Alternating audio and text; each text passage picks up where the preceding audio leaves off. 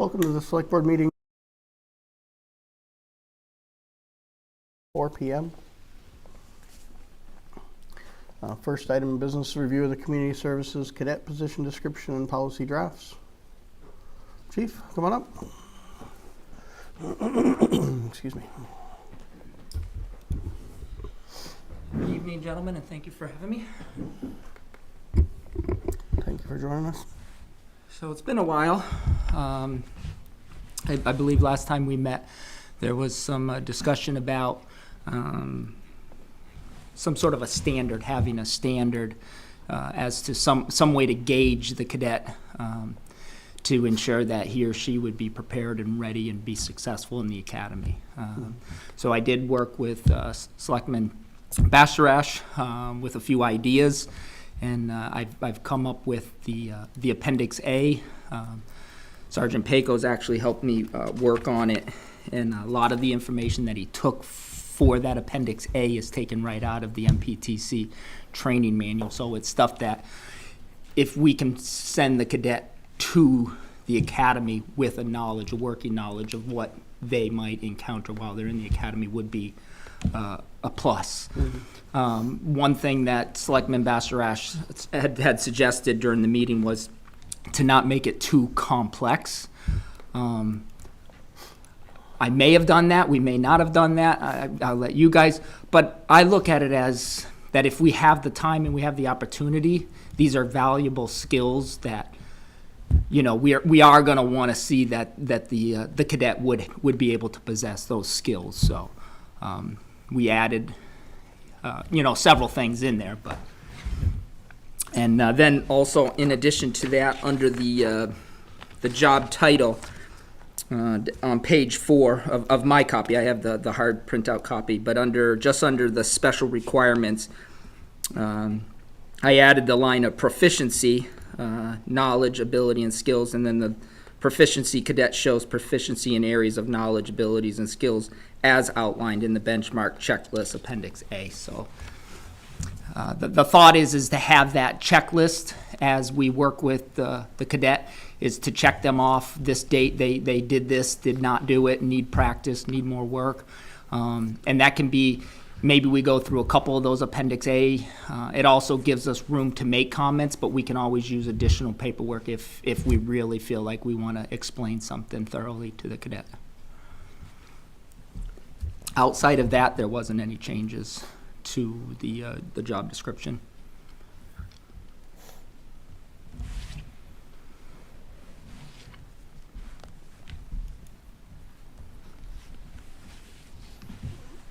Comments or questions or thoughts? Excuse me.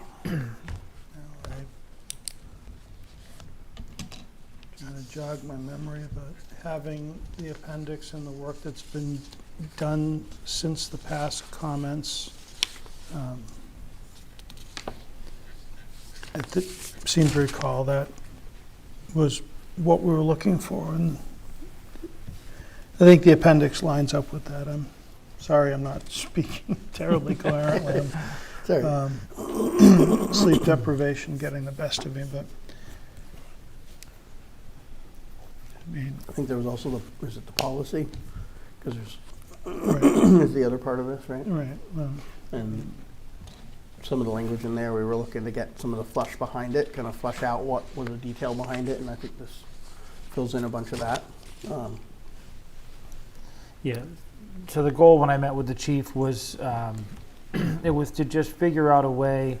I didn't really give a whole lot of guidance on what the appendix would be. My only guidance was whatever the chief and the sergeant and any other officer in charge that would be overseeing a cadet felt comfortable using as benchmarks. Whatever they felt as a department that would be some good standards that they would like to see the cadet, show some knowledge on while they're there, looking to prepare themselves for a career in law enforcement.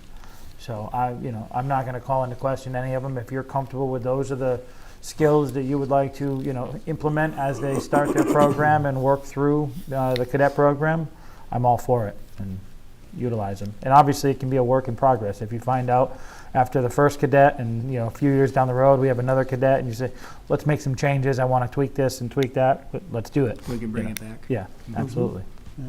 And I think a lot of the things on the Appendix A, gentlemen, is things that the cadet is going to just routinely come in contact with. Even if we're not arresting somebody that maybe that shift that he or she is working, we can still walk through what is compliant handcuffing, Right. Things like that. The purpose that I saw for it was, one, to ensure that the cadet is prepared, has a solid working knowledge of the police work in the town and the policies, the laws, regulations, all of the intricacies that go with law enforcement.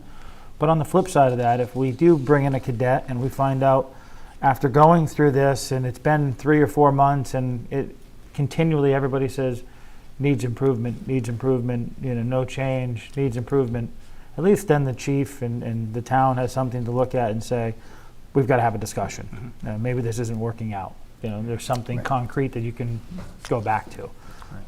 So it can work both ways, and I think this accomplishes that. Gives us a point to have a decision point too. Yeah. Are they ready to Are go we to the going academy, or are they forward, ready to go home? Or is it time for, is it not working? So, Under page 2, nature and purpose of public contact, I think that first sentence, if it's missing a word, I'd just maybe take a look at it. Are you, Chairman Smith, are you in the job description or Yes, the description. the job description? Yep. Page 2, halfway down under nature and purpose of public contact. That first sentence may just need a rework. Something doesn't fit, or something's not, I don't know, it's missing something for me. I'm not sure the point of that first sentence.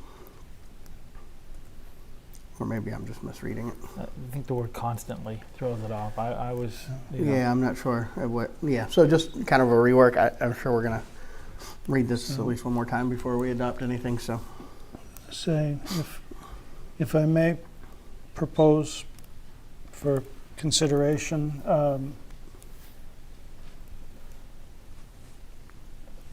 the first sentence might read better if it says, frequent interactions with coworkers, the general public, groups, and/or individuals such as civic leaders, peers, and other organizations. No, that's And just do away maybe with it's the employee relationships. will have, yeah. we'll have. Or Yeah.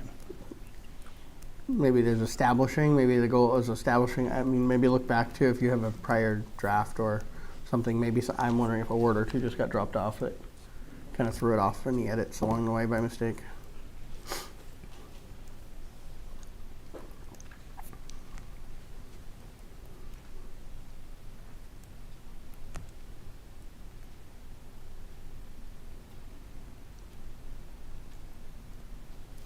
And it could be just, build relationships with too, right? This is part of the professional day-to-day. Cadet will build relationships with coworkers. Yeah, public groups, civics. It's all those and things. roll Those from there. those interactions are important, exactly. So it's going to build something.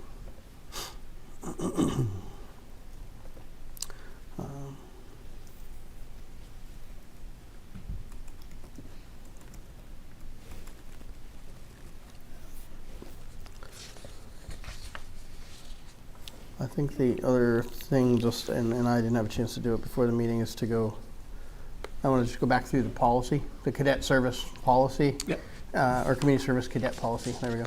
And just kind of compare it to some of these and make sure that everything's still aligned, or, there was some language, I remember in discussions about policy that we kind of came back to in one of our last meetings, driving the question for this, and so I just want to make sure we kind of feel now like everything's correlated and filled in, and nothing's kind of left or incongruent. So we can make sure it all ties well together now, because there's a lot here now. There's a lot more here, and it's great. Sure. So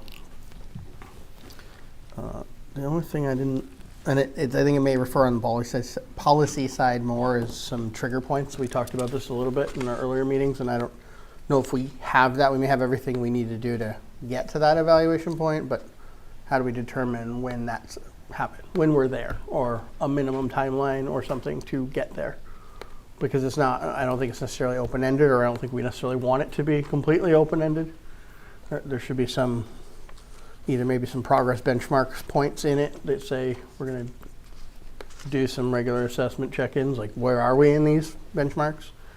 Or In the policy you would want, so in the policy you would want it referenced to the benchmarks? I don't know where it goes specifically, but I think it'd probably be in the policy, because at some point, I mean, if our goal here is, right, is to bring someone in who's green, doesn't have any experience, Sure.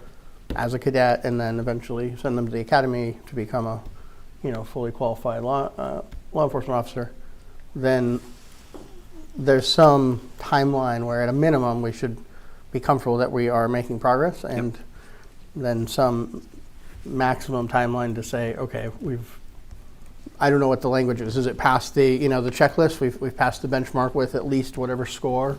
Maybe it's not 100%. Maybe it's 75, 85, 90% proficient by X amount of time. Within reason, because you may not be able to have every scenario and all those things, to say, okay, whether there's an academy lined up timeline-wise, we're at a point where we know we're go forward or we're not moving forward anymore. Like, there needs to be a timeline to that a little bit, because it's finite. It doesn't mean they won't be a cadet longer if there's no academy or something, but Yeah, I'm also. it's not 4 years, on one hand, to be dramatic, I but think the timeline works if you're talking about the end part of the timeline, but the front end of it, I would refer back to the chief or the sergeant. If they have a cadet in there and they're very comfortable with this cadet, but time-wise, they've only been with them for 6 weeks and the academy does come up. And, I'm the one that said I want to have some benchmark. They may not have hit all of those. And if we said, well, we don't evaluate for until 8 weeks, so if we put an arbitrary timeline in there and say this is when we evaluate, but the academy starts prior to that, but their gut really tells them that this is the one they want to send to the academy, I'd hate for that timeline to preclude that. So I think we have to allow some leeway with that, like set the benchmark, but ultimately it has to be a subjective decision based on the operation of the department that the chief has control of. yeah, I mean, I do think there's a minimum though, because I think, yes, absolutely might have, kind of that gut feeling or seeing those positive kind of traits and progression, but I feel like there should be some minimum timeline. Otherwise, we'd be, just saying, well, we might just hire right before an academy and send you right away, and I don't think that's what we were really, or at least it's not how I took our purpose. Don't want to delay it endlessly, but I don't know that there's some minimum amount of time maybe necessary to make that initial assessment, right? And I'm not saying it's 6 months by any means, but is it 6 weeks, 12 weeks, something like that at a minimum to, and think about it if you have, it's your recommendations on how you think that might look. Or a So different way. I hear and I agree with you both. I think that we have to have an understanding that there has to be some standard of what have they achieved to be ready. But by putting 3 months on that or a 6 month on that, that could tie our hands to. And I'm just thinking, potentially, let's say we were to finalize this and get the job position out, and we were fortunate enough to get some quality candidates, go through the hiring process. I think Town Administrator Smith had asked me just to have an idea of when the next academy would be, and so I looked around the state, and we could be looking at, I thought there was one maybe February or March. I don't quote me on that. But so let's say we had this person in place by January. We'd be really pushing it to get them into February. We might be able to get them into March, but if we set a standard of 3 months, we would potentially miss that. But I do agree that, I mean, the whole goal is to have somebody that's successful. We Right. don't want them to get to the academy and then be like, oh my gosh, this isn't what I was expecting. Now we invested the time in the cadet program, we invested the initial cost in the academy. And so, Right. yeah, I don't know what that balance is. I was just looking quickly under the training, and it says that the CSC must be, it gives them what they must have, and then it says field training shall consist of orientation, policy, and review and discussion. I would say that kind of if they're hitting these benchmarks or the majority of these benchmarks, and they're at least, meets the standards, if they're meeting the standard on, the big ones are, push-ups, sit-ups, right, and the run. If they're meeting the standards for that section, we know that they're going to be successful in the academy as far as their physical ability can go. Because if they're already meeting the standard to get in, they're only going to progress.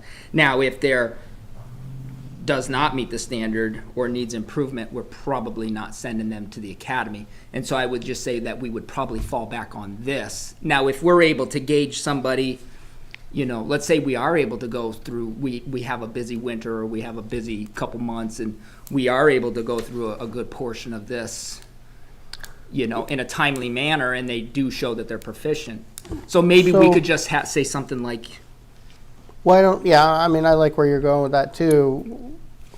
And I guess I'm really pressing towards if we had to invest 6 more months as a cadet versus a full academy and it not working out somewhere along the way, right. that it'd be worth that time invested early, right, ahead of. But maybe it's more about the assessment and how far through that they are. And so I don't know if highlighting, you have them kind of by tasks that are groupings. Maybe it's, has completed at least, has, meets on at least, all of hiring equipment and, all of physical fitness and at least 50% of these areas. So you have, because I get the physical piece, but then there's also, the understanding communication. law, Yeah, communications, the mental policy, capacity, right? procedures, right, and good judgment. And Right. so some of those pieces that are in here in Yeah. different ways, maybe you find a way to measure how far they've progressed in the checklist in certain areas that you feel would be key to making the decision they're ready enough and they're a good likelihood of success at the academy I was gonna rather than a timeline. I was just going to suggest to put an asterisk on the important ones that you feel if they were to hit these benchmarks, whether it's in the first 3 weeks or the first 6 months, if they can hit these items on the appendix and show proficiency and put a disclaimer on the bottom that these cadet must show proficiency in all noted areas prior to attending academy. Okay. And if you just you went down and you said these That's are a good the point. Just these are asterisk, the yeah. these are the top ones. These are what we want to see. And you brought up the perfect ones for the physical abilities, but then each category might have 2 or 3 of them that you said I really want them to at least show proficiency in these 1 or 2. Yep. They'll get the other ones in time and training. Yep. But Right. if they get these 1 or 2 and they can meet those standards, for each one of them. Okay. And then would you want that spelled out in the policy or in the job description? Because under the training, it says that all CSS must be first aid CPR certified and must complete training with the members of the field training and evaluation program. Field training shall consist of orientation, policy review, and discussion and evaluation. I can add an evaluation on Appendix A. And when the cadet shows that they're proficient in these highlighted areas of Appendix A, firearms, use of force, understanding, then they would be considered ready for an academy. Yeah, you could put something like and must meet or exceed standard proficiency Must meet or in exceed, okay. in the Noted. noted or required highlighted minimum required items and prior to being eligible to go to an academy. Okay, and you would want that in the policy. I think a notation of it in the policy, but then also just, if you're going to asterisk them or you're going to, whatever you want to do with them, do that. And then at the bottom of the actual appendix, just put a Yeah, disclaimer just about like what right that above means. approved to Okay. attend academy, you could put whatever Shows highlighting or proficiency asterisks in- and says must have met standard Okay. or exceeded In these criteria. in these highlighted Yep. prior to. Yep. I think it's simple as that, yeah. Yep. And then it's not a timeline. Right, But and it's that's still- very flexible. Yep. I still think there's probably a point where those need to be achieved by, Yeah. Sure. or something. I think it still needs to be you have met that, or seeing the progress, or whatever, by a certain longer timeline. Doesn't mean an academy has come up yet, but it's working for both parties, and we're just scheduling or whatever, right, in Okay. terms of how much longer. Okay.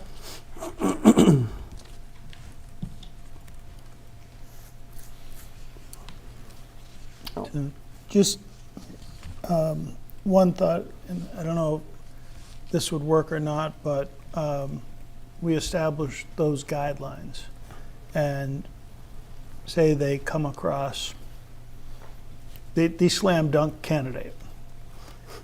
I knew that someone was going to bring up the by exception.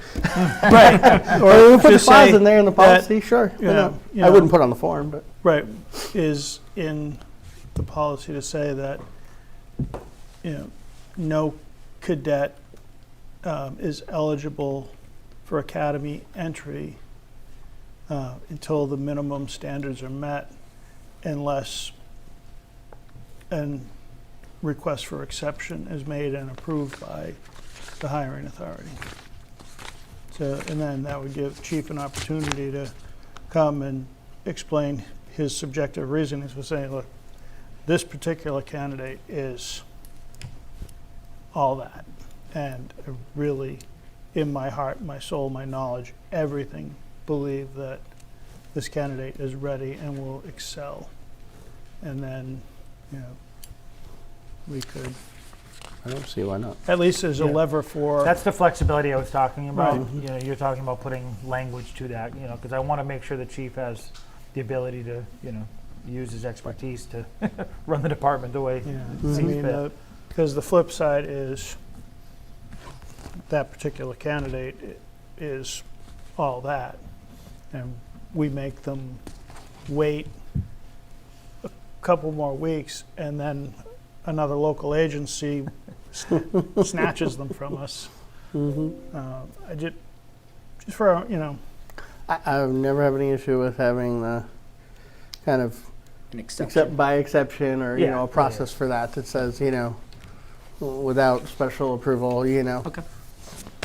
and how that's written, something to do with the chief bringing that to the hiring authority, to the board to review and make that exception. Just having the clause in there, absolutely. Well, I would imagine that we would be bringing it to you guys anyway. Like, let's say there was a candidate that I felt was ready for the academy. We're going to bring that to you anyway. So if it would be early, it would be coming to you guys anyway. So Right. But it's good to have the language in there, because if we're setting minimums, then Yep. you got to set the bypass too, if we're going to have one. So. Yep. Yep. And yeah, of course, we'd love to know they've passed this and we're looking for the next one. We want to keep moving forward. So, yep. anything else for tonight? Well, I just wanted to get through the meat of it, but will we entertain some time for some grammatical corrections? Sure, and you can call me suggestions? anytime. Yeah, I was going to say, he's already going to make edits to it anyways, and I would like to see it come back for next week if we could put it on. If it can, you can turn it around. I can that get it. quick. I can get it. I think I can get it turned So I around. would say if we could just send him any of those, Would you like me? I'll just Yeah, forward them please, to you. yeah. and we can In all handle it seriousness, offline? yeah, Okay. yeah. and Yeah. that way we can Sounds get a good. nice clean copy that'll take those grammatical edits plus any of the changes that we talked about tonight and have them all in one nice neat package for next week. Sure, That'd be great. I will work on it. Sounds So yeah, good. whatever you got for me. Yeah, please. It's all very minor stuff. Yes. I don't think we need to track changes on the grammatical, but probably any significant language shifts, or the highlights on what's, however we're getting the critical items and those things would be great to see. Yep. And that'll come back with policy, description, and appendix, correct? That'll be all of them, right? Look at all three of them together, finalize it one time, Yep. And you Sounds want it good. by the end of this week? if you could. Yeah. This Thursday. I'll have it Wednesday. No, yeah. Well, that's no. usually submissions, but I know it's short. As So I've said in the past, if you want a second set of eyes to look at it Yep. with you, I'm available in the afternoons. Yep. Let me know. Well, me and the TA are meeting tomorrow morning, so I will just kind of quickly for some language. okay. Sounds good. Yeah, and if you find anything as you go through the policy again compared to these that you think the language doesn't line up, please let's put those edits together and send them all. Any edits you have, because we can review them on any of the 3 documents. So. Yeah, I was just looking at the, yep. Yeah. Will do. Okay. Excellent. Anything else for us, Chief? I got nothing, no. Okay. Sorry, should have put a name on the end of that. All set, guys? Yes. Yes. Good. Okay. Thank you, sir. Thank you, guys. Thank you, Chief. Have a good night. You too.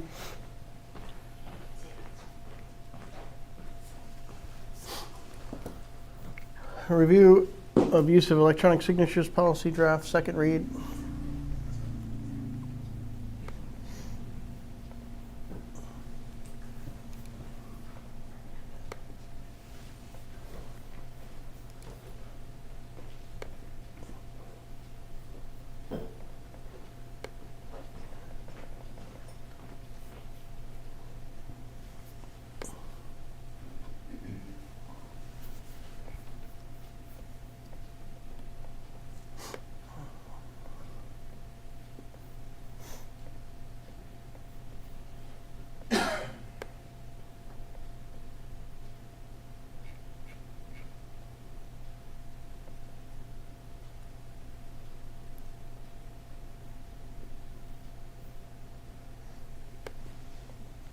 Thank you, Brian, for the edit with under policy statement in 04.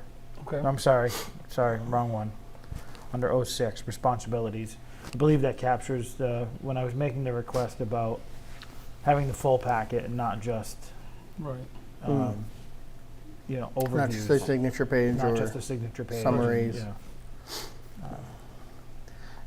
I do have to ask though, does that create, seeing the type of documents that we currently see when we're talking about vendor warrants that we're Okay. signing, does that request make this so cumbersome that you're unable to, or is it, no? Okay. As it currently stands, all of the departments, really since COVID, have been scanning their warrants and sending them to accounting for processing. So They're already in digital I mean, form. they're not in like a. There's no forms or tables or there's no advanced features in these. They're just simple scans. But the idea that they already exist and they can just be compiled into a single packet that would be sent to you all or to Okay. whomever the approving authority is already exists.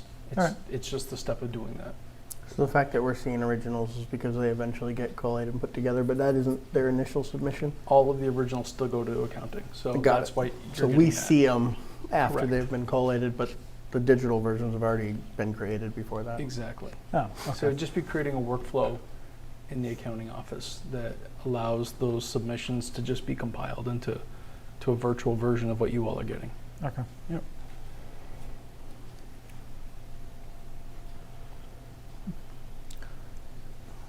Are the documents going to eventually be submitted as part of a warrant in the system? That's the Zobrio? eventual goal. Okay. Correct. So eventually it could be a reference rather than even in the document, because as long as you have access as a signer to The go look at whatever. intended background. purpose of that portion of the financial system was to allow department heads to scan a copy, because most are still getting paper invoices or bill schedules, upload that into the accounting system for their departments as a pending request for payment. Basically, the virtual version of the bill schedule. Submittal, yeah. Correct. Okay. And then that way it's already in the system. But that's a process that the town accountant would have to oversee that transition, and there were other priorities for her with the chart of accounts and closing books. So I'm not rushing it. I'm No, just, no, yeah, yeah. the capabilities. if she's we're- listening, we're not talking heading about there. today. Yeah, no. No, next Monday though. Right. Yeah, oh my god. Right after I'm the kidding. Chiefs time. Yikes. But yes, that is the goal.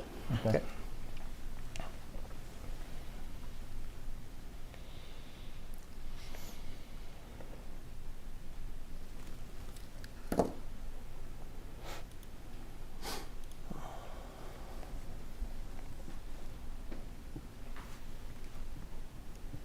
Jake, you had a couple of notes on here, I see.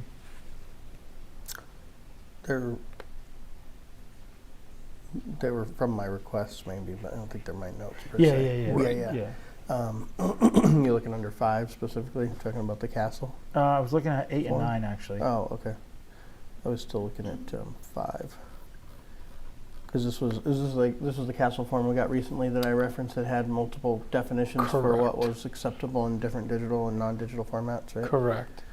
And I thought, not to belabor the conversation on the castle form, but what was interesting with that document is it generated at the end a certificate that was down to who signed what IP address. And so Well, that was the digital. Was that for Adobe's or DocuSign? I think it was Adobe's on think- that one. I think it was. Yeah, that's the digital signature piece. It's not only that the signer Right. was, but it's the digital footprint behind it, Exactly. which you're familiar with from financial industry. Mm-hmm. That's tying it back to a Yeah. who, where, when, in addition to, in theory, that person was authenticated before. So I know I wrote originally the draft of this policy to say this was not addressing the digital signature, it was only focused on electronic. But if that is something that is already an available feature with these platforms, I don't know what the additional lift is to just incorporate that into this policy, and maybe instead of saying it excludes us, maybe we create a subsection that does address that. It may not be necessary at this stage, but again, if the platforms that we have access to already do it. They're capable. Right. There's a user piece to getting it to show like it did on there and Okay. being that way. Okay. But there is a limited version that will show up even if you did option A, 2A, which is hand drawn, like with a finger. Like you can go, Okay. sign and sign on a screen. There's a digital footprint to that can be shown on a document, Okay. similar to what you saw. But Right. then there's a further one that you can have that signature and then also a digital ID that is the person. Got it. Date, time, IP address. No, like a alphanumeric digital key Oh, that is, yeah. this is Jacob Smith, Oh, Town of okay. Erving, signed. Okay. It's a digital key, along with my virtual wet sign and timestamp and IP and all that. Okay. But there's a what's a good example I'm trying to think of? You ever heard PGP keys? I don't know exactly what it refers to, but I've heard the Like reference. encryption, public-private encryption keys Okay. for sending encrypted email and things like that. Your public key says that's really you. Your Got it. private key lets you decrypt things that are sent to you. Got it. Your public key lets me encrypt something if I have a public key, doing a two-way. Okay. The digital signature is more of that private key that says, truly it's just me, no one else. Whereas the digital footprint is more the IP, the date, the time, the where, Got it. even if Okay. it's not a digital key. So there's a little bit different. Anyway, So does we that got make- really technical there for a minute. Yeah. Sorry. Do we want to allow for a true digital signature or not? I don't have a strong preference. It's stronger than any of the other options. Or is that a future consideration? Maybe it's enough to launch this. Allowing for it, I wouldn't say that I think if we have a definition out there, like the one that might be on the Castle document already from the state, we don't need to recreate it. We're Right. not going, I would recommend we don't suggest that we will support creating it right now Okay. or someone doing it. But if someone has one or knows how to or has already created one and it can be validated within these systems, then there's no reason not to use it in my mind, unless you guys think of one. No, I was going to say the same thing, is that as long as there's not a lift, we can have it as a future expansion of what we do, should it Right. become Okay. more prevalent and Allowed, right? Yeah. Okay. Maybe So- it's allowed and supported in that we allow it, but not that we're going to Not help required. you create it or it's required, right? Got it. So I will add a definition and I'll strike the reference that says it's not included or addressed, and just make it clear that it's an allowable option but not requirement at this time. Right. Okay. I think my thoughts, and I appreciate you putting that in there, is that I would recommend that we accept the things that they did, because I thought it was well done. Okay. We'll take an image, because now we have a digital footprint that's your image, because you're doing it from your licensed Adobe account or DocuSign account. Or it's a hand-drawn, same, or it's truly a digital. Got And it. obviously wet signs, so it's not really, this is in lieu of, so.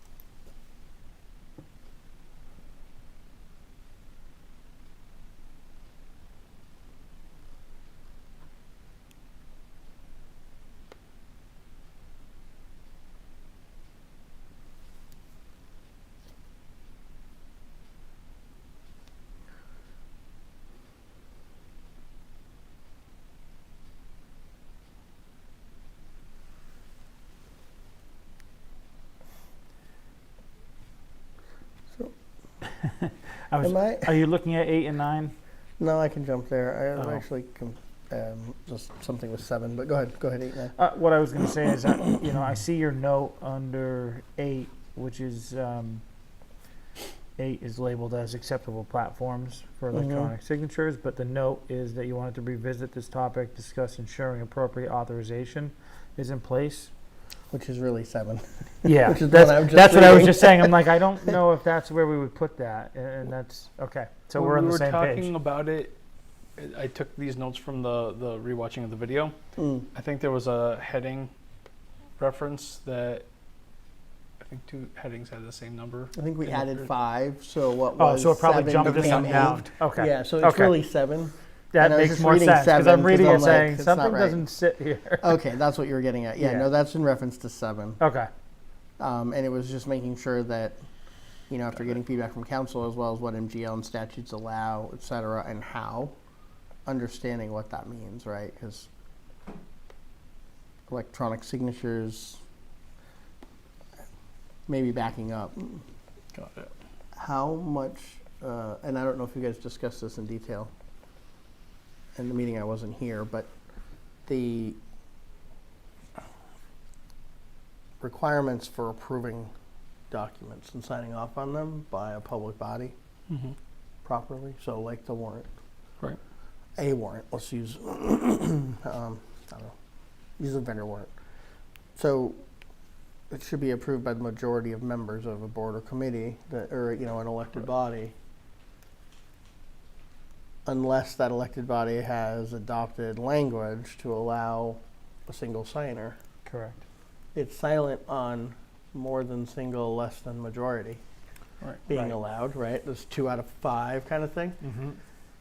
So I think just communicating that to any groups so they understand if they adopt more than 1 but less than majority, that they're in this area that's not defined right now. It's not right or wrong yet. But what actions have to be taken, right? Because we can do a digital signature, for example, but if we haven't made a motion to approve it and we sign off on it, it's not okay. It's not, we haven't followed the legal proceedings. Because just because we have the ability to sign electronically doesn't mean we have the authority yet. So that difference between, because when you're in a meeting and you vote on it and then you sign it right there, the steps go together. But if you have the ability to sign electronically, but you're doing it outside of a meeting, understanding if you have authorization and when, Mm-hmm. without having the meeting first.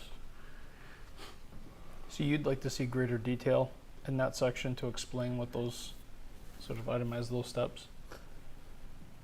So what I was trying to convey in bullet A was that, yes, they need to provide that authorization and they must notify certain offices of who has been authorized. But I can be more descriptive as to what the subparts of that is, so that a board who maybe is not as well versed on this can understand what steps they must take and whom they must notify. Yeah, and I mean, I don't think anything you have in there needs to go. I just think maybe it's It's in addition. maybe it's to. more of a tree of saying, adoption of. If a board committee commission wants to adopt this with a single signer who's authorized to sign On behalf. on behalf of the group then you must have a vote in a meeting, A, B, and C below. You must define what documents they're authorized to sign without that meeting. All other documents will still need to have authorization of the majority of the members in a public meeting. Right. Even if you delegate the signing to somebody, like we authorized Brian Smith to sign, we had the meeting and did the authorization. Right. The one they adopt as a one-time is only within the confines of what they've Right. adopted.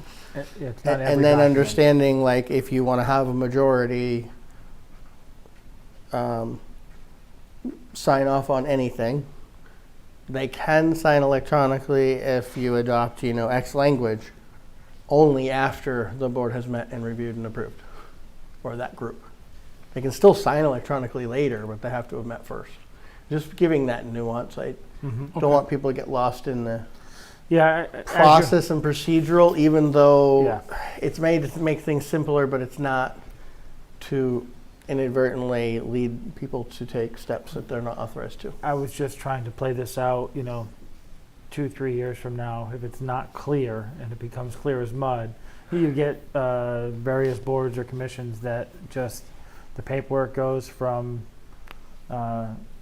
it's no longer on a formal docket or anywhere, any warrant, any agenda, it's just being sent, they're reviewing it, signing it, and it goes, and it's never Well, publicly voted on or discussed, and that is what you're trying to avoid. yes, and that isn't become a habit. Right. That encompasses things that weren't authorized Correct. to follow that process. Yeah. And I think council had also noted that, I don't know if it's good practice or, I think that's where it came from, or required to, at the next public meeting, For a single signer. to notify what was Yeah. in some summary. Single signer, yeah. So those things, and then maybe just a further bullet under single signer or separate from single and majority that says less than majority but more than one is not defined Right. in the statute at this time. Travel at your own risk. Exactly. So if you're doing that, understand that Right. that may be allowed, but at some time may not, Right. or may have other stipulations in the future. So just be aware. And being really clear what things you can't, because there's things you can't do. You can't sign and approve certain things as a sole approver or as an electronic signature. Right. So Okay. I don't want to get unwieldy in there too. Right. So, maybe it's a few separate subsections. One's about the path you're taking, and then another's about the things, the elements, and you go pick which ones you need. Got If I it. did single signer, I need A, C, and F of these language and adoptions and criteria. I know the right way to make it not mud, because Right. that's my fear is it sounds like mud when I'm trying to explain it. And if someone's trying to navigate it and know what to do, and then later remember what was what. Yeah. Okay. Let So. me take an attempt at building that out. I mean, I know you made it clear as mud for me, so. Perfect. And then I achieved my goal. No. And that's exactly it. Yeah. And I didn't understand 7B. I was going to ask you about that. So 7B is different than 7A?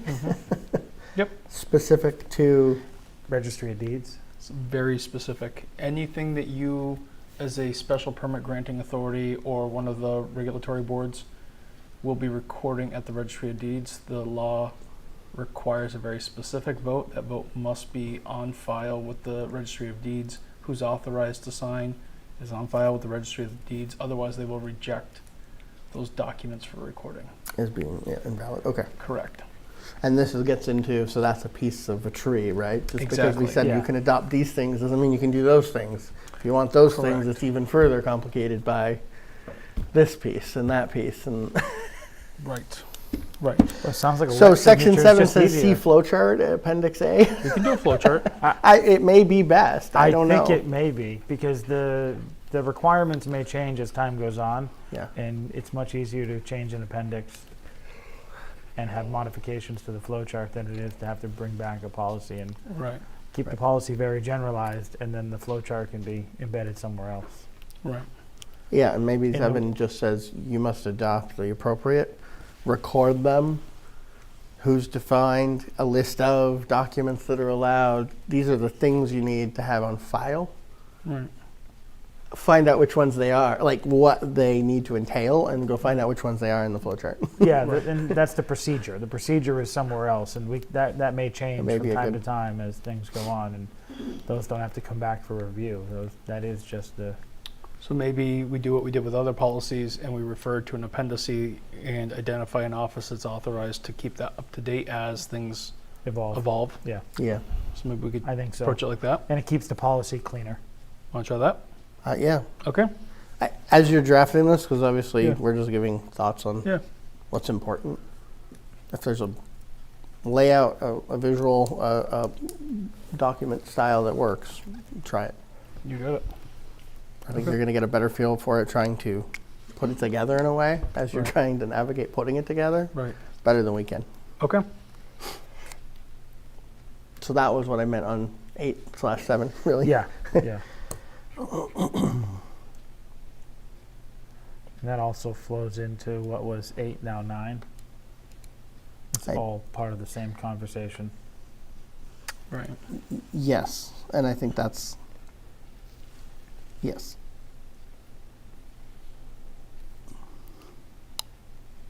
Yep. Yes, because 9 and 7 really are the same, are kind of, Yeah, they're both on they're the very related to the process as well as the it's the requirements statutory, yep. process. And so maybe it's one policy section that has what you generally must have on file, certified votes, Right. names, authorized documents, types to be approved, and then statutory, allowances. I think that's still good to have, that these are the statutes out there that are allowing us to do this. Right. Then the process gets into the how you walk all Into the that. appendix, yeah. Okay. And then 8, I don't think anybody had any concerns. No. I think DocuSign, DocuSign, and I would say, other platform be approved, to be approved, not, Is it okay that I've identified that it would be the information technology administrators, and that really there's a town side and there's a school side? I don't know that while we reference two sort of common examples, I don't know that we want to restrict in a policy the precise tool. If there's some change or evolution, then we have to come back and update the policy. yeah, I think I would define those two, and then say, and others to be approved, and added in the process document, maybe it is. Okay. These are the allowed ones, and it's Okay. defined in the process document, Okay. as approved by. Yeah, these are just as examples in here. Well, these are already existing, approved, so it would be these two, and, any added in the future by approval of the AG. Got it. There are others. These are the two biggest that I know of. I don't know, Jim, in your experience, if you know others that are really out there, up. I know some that are out there, and I know some that are out there. So, There's no others that make the top 3 list Yeah, really no, very there- often. These are it, right? yeah, no, there are nothing that I would recommend. Okay. Thank you for your. Not that it's our place to do that anyways. Well, you're welcome to recommend one. Absolutely. Talking about what the town approves. Yeah. No. The school side already has DocuSign in place. Right. The rest of the town has used it. I don't know if the school has Adobe Sign in place, but the rest of the town does. So Right. they're both platforms that we've used a little bit in different ways, and very commonly accepted. Exactly.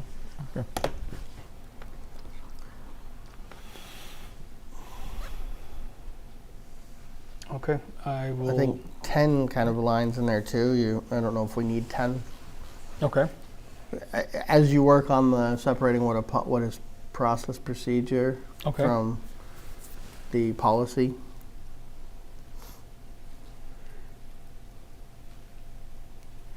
Maybe you do, maybe you don't. I'm not sure.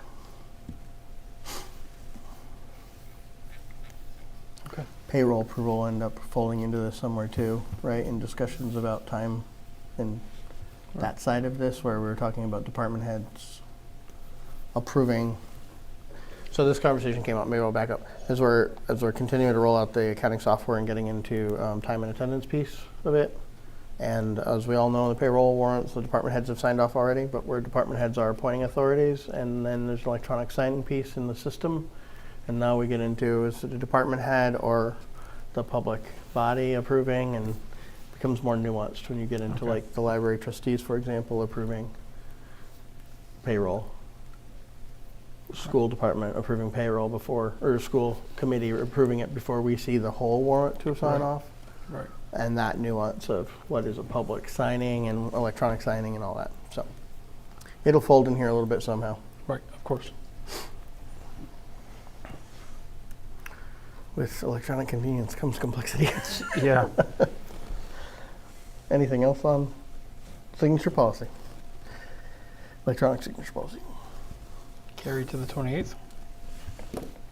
Yes, or later if you need more time to process all that. I'll take an attempt at it tomorrow.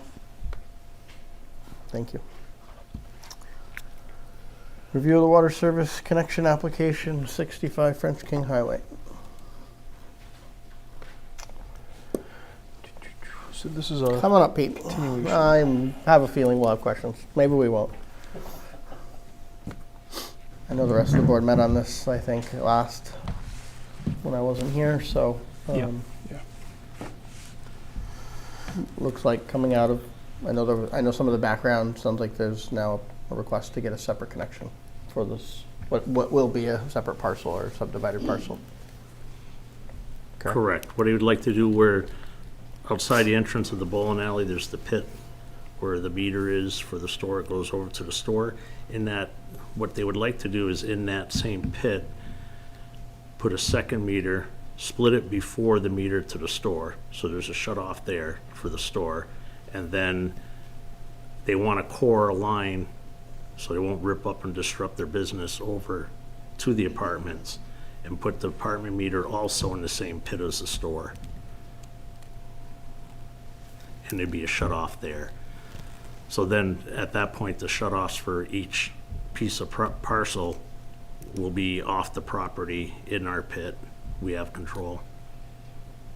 So right now in the pit, there's a shut off, and then the meter, Correct, and then and so they put a meter in the store for the. yeah, I don't. Yeah, okay. I mean, unless they want to know. But I'm just trying to picture right now. So right now, coming off the main, there's the tap, there's the valve, and then the Meter. meter. Yes, And so we would tee it before the shut off, yes, put 2 shut offs, 2 meters, and they're Yes. going to core a new line to Correct. the apartments for the new meter, Yeah. for the new service. they say they have enough room to do it, so. And it gets to the concern we had last time is the first proposal was having it all interior in the store, and we said that's not going to work. Right. And so this one gives the town the accessibility they need, has the meters accessible, the shut-offs accessible. So they say, are you comfortable, because at the end of the day, you have to administer this, that there is sufficient room and that would work from a, accessibility and ability to do what we need to do on the water department, having it in the same. For our side, for the shut-offs, yes, it gets us what we need. It's gonna be tight. I'll be there when they're doing it. I just wanna watch it and see it. It's gonna be tight for them to do it. They say they can do it, so. My But concerns is they that, can do it, and then we want to own what that looks like on our side of it afterwards is something that we have to be okay with, right? I mean, Correct. that's what I think. And so Right. you're going to be there, but if they. I guess what I'm hearing, and tell me if you all feel differently, is when you're there, we need to be clear that it's provisional or contingent upon your approval that it is sufficient. Correct. Because if they stuff it all in there and now we can't get in there to even shut it off or read it or do anything we need to do, then that's not really functional, right? Correct. They will, I've told them what I wanted, the type of valves I wanted, so that way we can shut them off and we can lock them. Okay. And we can lock them in the open position either way. They agreed on that, the day they go to do it. I'll just make sure those things are there, and if not, then I'll It's functional. hit the brakes. I think that he's talking about more of the space capacity of actually having access.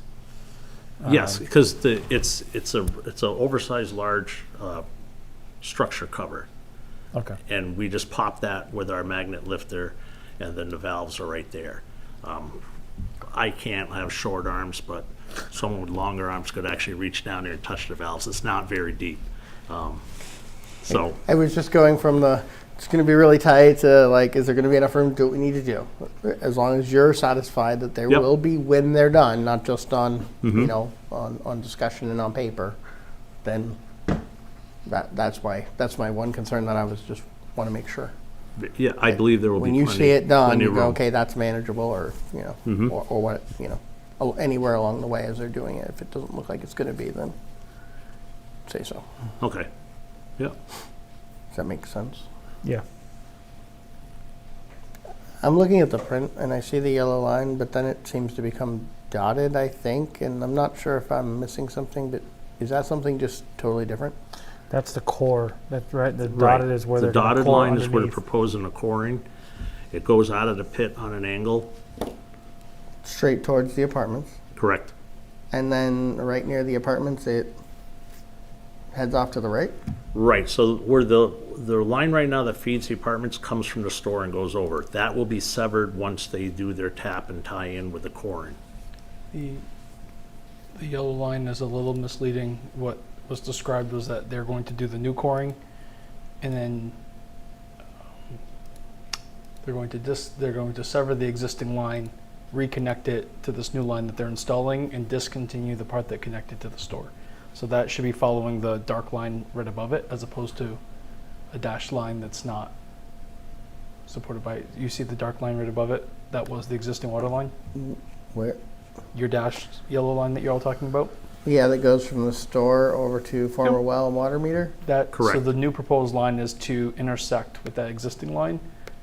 The section from that intersection that they're proposing back to the store will be discontinued, and it will take over. So that yellow line's just off. It should be following the existing water line.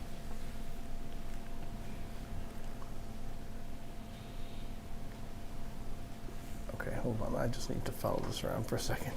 So if So I see from the gate to the store, it will be one independent line, and the line that goes from the store to the water pipe to the former well water meter will be Disconnected. discontinued Correct. between where the new boring will tie in and the store. Yes, they will have to sever it. I will see that.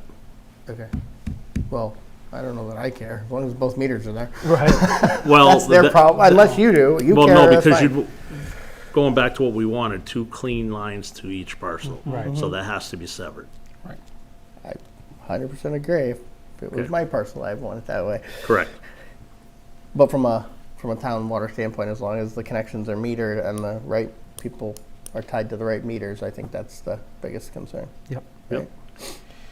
Okay. I guess I didn't realize the connection point for the apartments was so far Yeah. off to the To the old well? north. Yeah, I had no idea it went that way. That's what It's- threw me off is the dotted Way line over to there. the Way former over well. there. I'm like, we're almost at the building. Where's it going? Right, that's where I they- wasn't following all. I didn't read the rest of the water lines well enough. I get it now. Okay. Thank you.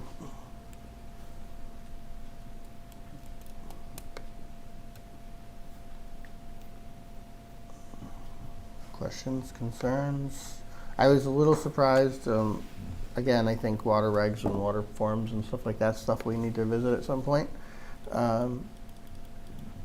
There's no notes on here about like license or anything of the contractor, stuff like that. Is that stuff that we validate? Or is that, I mean, as part of the service, or do they have to pull a separate permit in addition? For For core and doing the tapping, work, yeah. to doing the work, it's up to the home or property owner to have a licensed plumber there. And as far as anything on our side of it, we make sure they're like, if someone's doing the tap, the boring the tap, we check to make sure there's very few people around that do it. I know pretty much who they all are, and they're all certified. Because they're teeing this, right? They're doing the work to tee this, we're not doing it. We're not doing any of it. Right. live tap. So whoever's doing the tap, I mean, Well, it's not on the forms. All I'm saying is I want to make sure that you've vetted, at some point we'll put it on the form that it's a licensed, properly Sure. licensed person who's tapping our. on our I side. actually went What they're around, doing on their side, obviously they have to do their licensing, but for where it's Right. tapping into our system. we did a little homework, went around to other towns and see what they use for forms. None of the forms have like the plumber's license number on it, a space for it. But by all means, we can We'll add be it. developing that. So. Yep. Nope, We're that's working fine. on that. Yeah. Yes, I know we are. But For your vote tonight, if you choose to approve this, can you incorporate must be performed by a licensed Massachusetts plumber? Is And that it the- should also be somebody who has proof of insurance in case, and I'm not expecting this to happen, but that live tap goes wrong Oh, and yeah. do damage to the water line. Right, in this case, they're not doing an actual tap to the main, they're they're splicing teeing it an off. existing tap. Right, Is that the proper license or just a licensed plumber? just a licensed plumber Okay. would cover that. Can we? Absolutely. That's why I was asking about Yes, it. no, I knew where you're going with this. And yes, all of that will be in the revised Okay. regs. So and properly forms. licensed and insured. Right. And the new meter that they have, I'll add, the new meter that they have for the apartment buildings is compatible with our future hopeful designs and electronics, You know what the radio radio reads? Should we, It is, Yep. yeah. should we be retrofitting the other one while we're there? That one's already all set to go. There's actually Oh. a reader there. It's just Okay, not then. turned on. It's not what? Turned on. Okay, all right then, good. Yep. Just knowing it's a big connection, so. Also in your motion, can you authorize somebody to issue this unless you want it to be the three of you? I'll work with the superintendent to draft the approval of a new water connection, but somebody will need to issue it.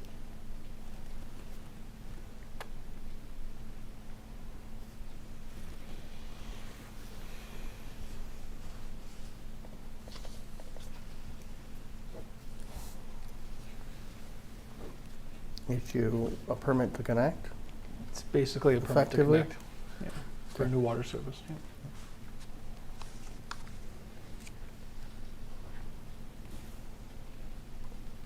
Jim, did you have something? I'm sorry. Well, just, when we're talking about the application being as basic and straightforward as it is, I think I would like to have at least future considerations that it be completed fully. I mean, some of these, the service size, the meter size, does that adequately serve the number of families that's left unanswered? Currently what they have, it's the same size, same volume. It'll be fine for this situation. But I understand what you're saying going forward. But we issued a permit for a connection of this size with this meter for how big of a use, right? That's your point, right? Right. How many units? Maybe it's not families, maybe it's units or whatever. But yeah, the definition behind what's that supposed to serve, right? Okay.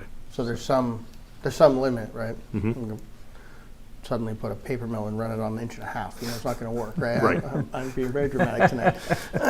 So just understanding at some point, if there's a complaint like the service isn't working for us, well, but it was set for 30 and you have 75 now, right? Of course, Right. right? Those kind of details.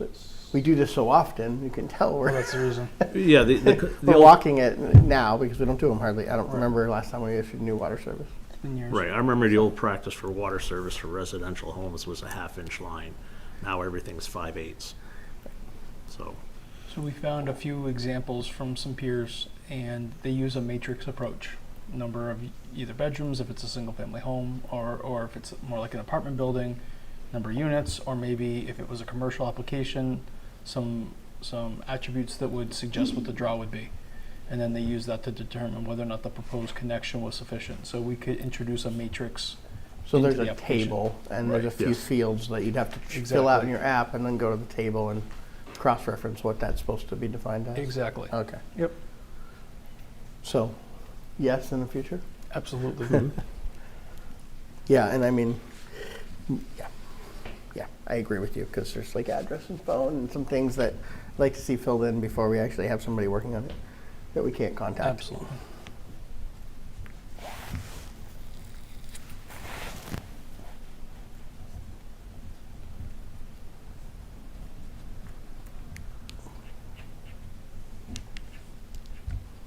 Anything else on it?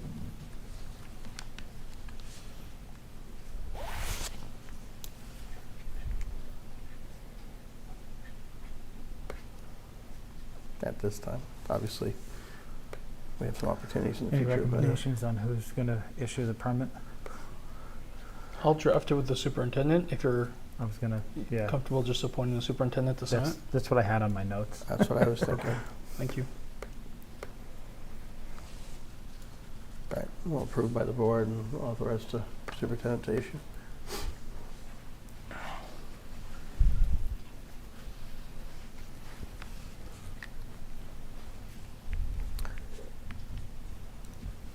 If there's nothing else, I gather you were working on a proposed motion. Yeah, I for us. wanted to make sure I captured the language, Thank you.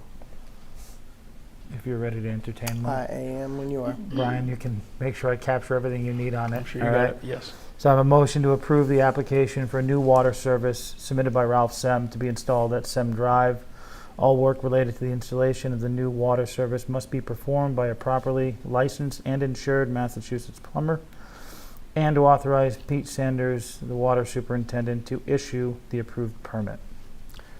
465 French King. Thank you. I knew I was missing something. The address. For 65 French King Highway. Was that all you had? That was it. Okay. I will second that. All those in favor? Aye. Aye. We'll do that tomorrow. Sure. You were cranking right along, and I was like, wait, where'd the address go? Yep. I knew I was going to miss something on you there. You got 99%. Great. Okay, so we've got that one. Hang on one second here.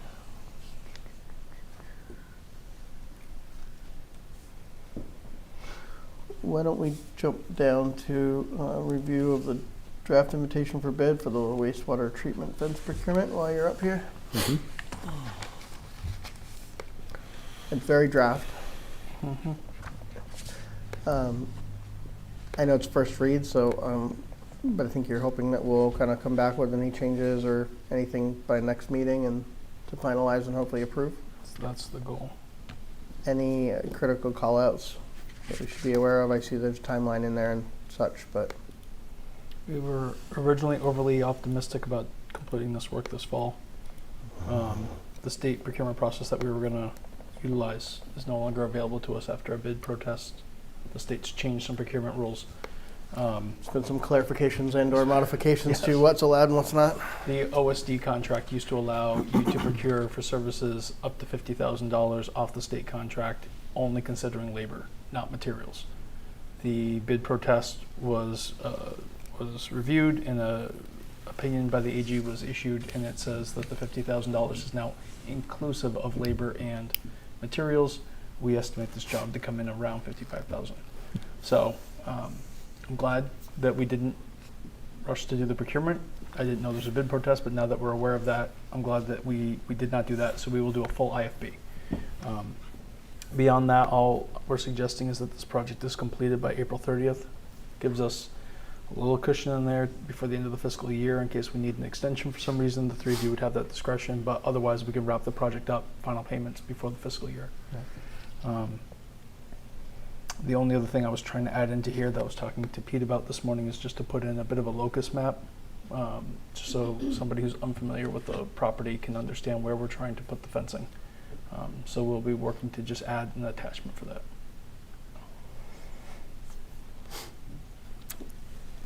Should the length be approximate? I As opposed to scope fixed. 2-1, I just was a little surprised it was exactly this many feet because, I mean, I'm sure we've walked it, but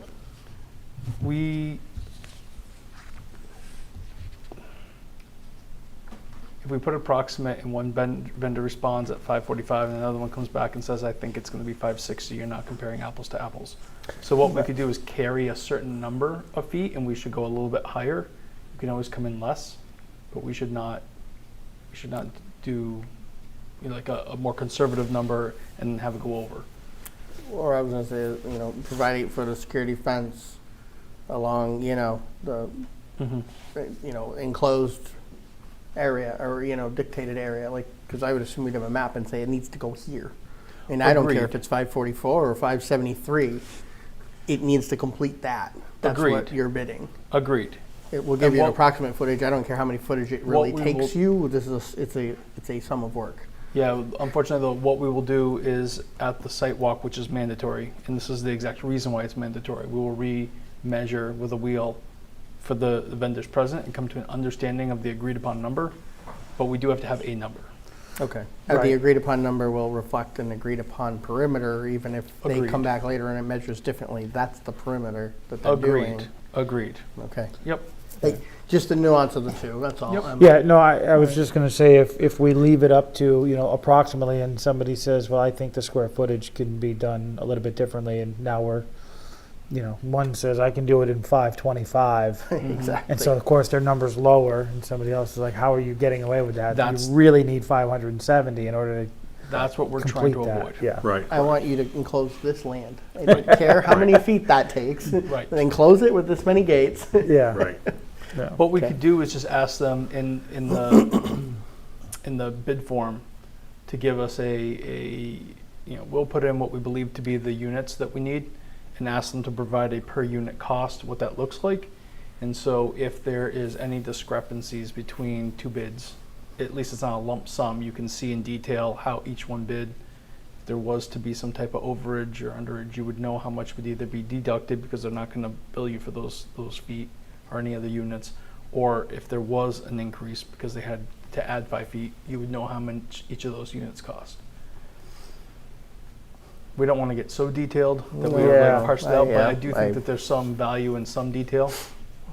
Okay. And linear feet may be one of those places where we want it.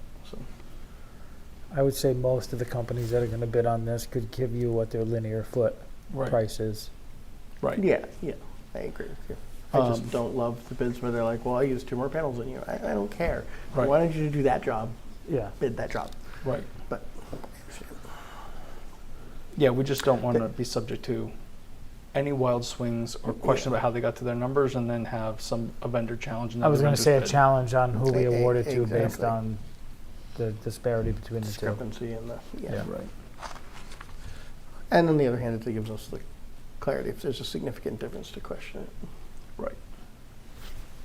If there's a number that's way different, why? Right. Okay, any questions, Is before next week? Is it okay to try to schedule this to go live next Wednesday, knowing that the 3 of you are going to review it again Monday? We still have plenty of time for us to make changes. In worst case, if you want to hold it another week, I can just issue an addenda to the Central Register and to all the other locations that we've delayed issuance by a week. The only reason I ask is because the Central Register needs 1 week notice before they'll run something. Given that it's already pushing into the end of October, I would not have a problem with it. I know it's a lengthy document and there's a lot to work on, but Most of this is your standard language. yeah. It's your standard contract. So a lot of it is going to feel very familiar. Really, section 2, the bid forms, and just the timeline are really the things to look at. Everything else is mostly standard.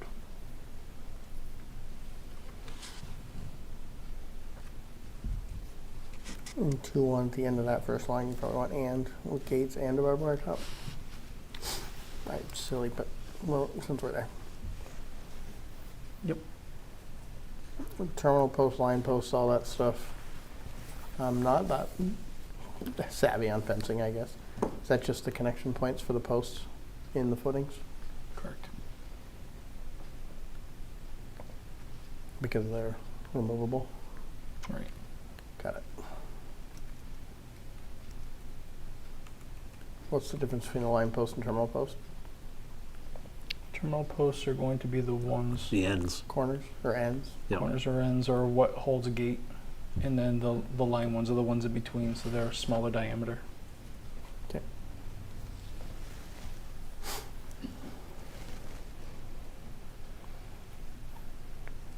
We actually, one other question, I guess. We spec this, or we're planning to spec this as coated in black vinyl. That's a bit of there's an upcharge associated with that. If you just wanted to do regular galvanized, maybe a little less.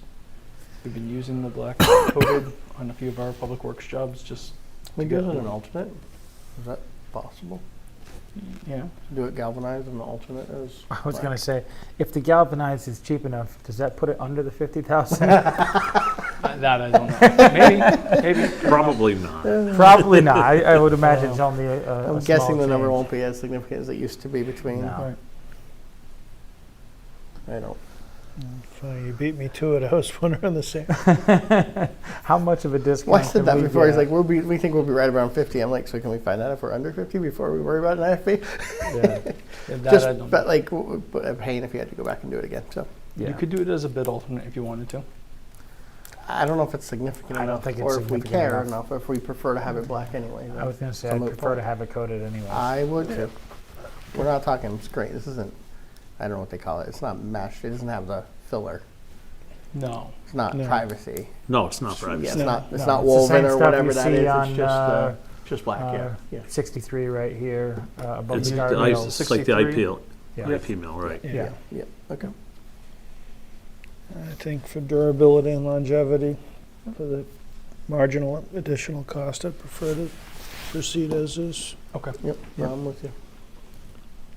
Yeah, the vinyl coating holds up pretty well. My fence at home is all vinyl coated, and it's 20 years now. As long as we can keep the growth down. Right. I'll take it. I have plans. Well, So does revisit. it, Sorry. no, you're fine. Make sure I didn't miss it, 'cause I didn't look at this before. That's normal documents. Is there a print on here? No. Does it include the dock door, the tractor trailer dock area? No. Or is it on, it's on the other side of that? It's on the other driveway? side. It starts around the On the corner aeration. of that building there? Yeah, the it'll include the aeration tanks and then go all the way around to the UV building, Okay, then follow that edge all the way to the headworks building. Then it'll pick up on the other side of the headworks building. It'll enclose the primary tanks, which are offline, and it'll go straight back between the generator and the building, tie right back to the building. There'll be a gate there to go up those steps. is that like right behind the gas pumps? Or is it up, way up at the, by the break room? Where the generator is, Yeah, So I'm trying to there's- visualize it, but I'm not getting it. I know it's back there, but I know the break room door right, back there. right. So the generator's just outside the break room door. Yep, The fence will go, it'll encase the primary tanks, which are right next to the new generator. Okay. But the new generator, we weren't gonna put it into the fenced-in area, not to go around it. why? It's pretty secure there now. It's locked. There's lights. And if we were to go, if you want to close it, we're gonna have to go out into that drive area where people drive up to the break room door. Unless that's what you want to do. I mean, I don't know, if we're encompassing all of the equipment and otherwise, I kind of don't think we'd want to exclude the generator, but that's why I was asking, I guess, is to understand if it was going, because So then at that because point. basically, we're coming off the corner of the building near the dock door, Mhm, but inland from the dock driveway, mhm, going out to the road, pretty correct. much, Yep, going around the perimeter, including all the equipment, and then we get over near the gas pumps, and we're gonna come back to the building and exclude the generator? Well, Basically. that was running at a straight line. I mean, we can, if you want to enclose the generator, we can bump it out and go over. Or we can go straight across and enclose the generator and the old, that big tank that's there, but. Is it I don't know, well, let me see, what do you guys think? would it be You're possible doing- to schedule a site visit? Just to walk it with you? It's a small area. Are you asking me? Or Pete? Oh, well, I'm one person, Right. so I don't know what the feeling is from the group before, I mean, I don't need to do that if I'm the only one asking that question, and it's not of concern, then it's not of concern, right? What do you guys think? We can encase it. I'm figuring if we include just the generator in there, it'll probably add That's gonna flip if I 40 do that. feet, 40 feet onto the fence. You can see, You're looking Pete, at this? but just so I'm clear, we're talking like here, Yep, out around, correct. around to here, Yep, and then straight up, correct. not including that. That's the tank. The generator, you That- should be able to see it right next to Yeah, but it. you're going up here, Right, you're going up here, excluding that, rather than going across and then dealing with that drive. right. We can go Where across that it. went, I don't know, but If you want, that's fine. We'll put a double I'm not gate saying there. we should or shouldn't, I just wanted to get a sense of it. Looking at it overhead, I don't drive down there every day, so Right. it's a little different for me. I don't know where it went, I'll find it in a second and show it to you guys. This one You've here. got it? Yeah, you've got it Yeah. right there. Yeah. That's what I was looking at. And so you're, just so we're on the same page, you're talking about coming back in here instead of cutting across. Instead of encompassing the grass like across the drive Across to the the corner drive. of by Now, the gas station, leaving basically. leaving that drive open as accessible without having to open a gate. Correct. Because you're going to go straight up to the building, Mm-hmm. and then Yeah. the generator would not be encompassed. And then that's I your see. generator right here. Correct. Yeah. Interesting. Okay. Where did I? I mean, is it a modification? Can you come off the building and add however many panels needed to fence in from building to building and fence in the generator? Is it gets to your point? Right. Just to separately secure the generator. Separately secure it, so you still come in right to the building, come back off the building and secure it here. I don't know, I mean, to the superintendent's point, the generator itself is fairly secure, Yeah, it is. Yeah. so it may not be So it's necessary this area anyways. Here versus I'm going to come right about here, way around, and then go straight up, not enclose that, and drive up to the building. This blue is the generator. Yep. So I was asking about the generator because I was wondering if they were just going to go straight to the building here by the gas pumps and gate that off as well. And you're asking if we are concerned about just fencing in the generator, just fencing the generator independently? With a If gate your or two? concern is to have the generator unsecured from a fence, to the superintendent's point, the generator itself has a secure casement on it Right, it's locked. and it's locked. You're still going to want, So are those buildings, but we're still fencing. well, it's the open tanks. Yeah, No, I understand. That's- But we're including closed buildings that are locked. Correct. And that's all I was getting. Right. I'm mostly teasing you. I get what you're saying. Right. I'm not saying one is right or wrong. Right. I mean, you have to Seeing it count. over HUD is different than what was in my head because I don't, like I said, I don't go out there every day. Right. The layout doesn't You necessarily. have to count for if we have to conducive service the generator, delivering the fuel for the generator. If you went straight across to the back of the highway building, then you have the big 10,000 gallon heating oil tank. They have to be able to get a tanker in there to fill that. So that's why we kind Okay, of just went. you've made me not want to do that. yeah, Right. yeah. All right. Keep So the- I keep the guess, layout. and I'm not, as long as the generator's secure already, I'm not super partial to it. It was just one to ask the question. So Yep. Yep. I retract my concern for now. For that.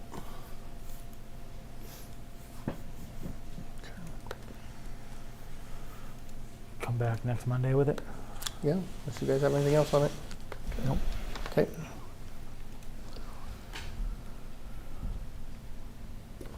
Right. Resignation in the wastewater department. Pam McNamara gave her resignation. Her last day was Friday, The 18th, yes. the 18th. So we have that vacancy. We wish her well. And then anything specific about the resignation? We're going to pass over the discussion regarding the staffing proposal for wastewater and water departments till next meeting. Okay. So anything outside of that that you guys had related to? Just Okay. thank you and good luck on your next adventures Yeah, to Pam. Right. already off on them, I think. So Yeah. good luck to her. Yeah, they arrived on Friday. Oh yeah. Mm. Well, okay. Okay. Thank you. Okay.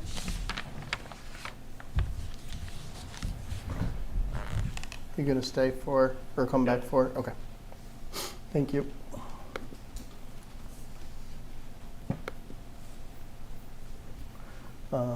Backup review and potential appointment regarding town council.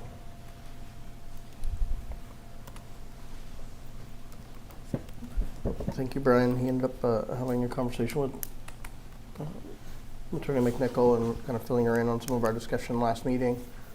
Some items that we'd like to continue, which at least a couple that we've identified so far, she was willing to continue with us on, which we appreciate. And we'll kind of see where we go from there. On the rest of the open items, if there's any more, we want some assistance with as we consider this.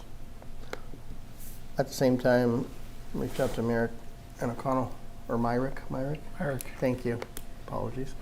Myrick and O'Connell, and they provided this engagement letter.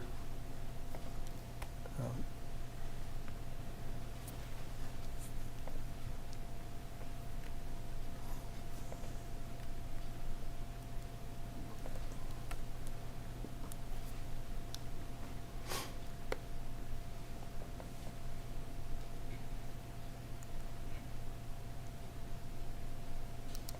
Other than the scope change, I don't think we have anything different or contrary to what we already had in place for Labor Council with them, Correct. right? correct.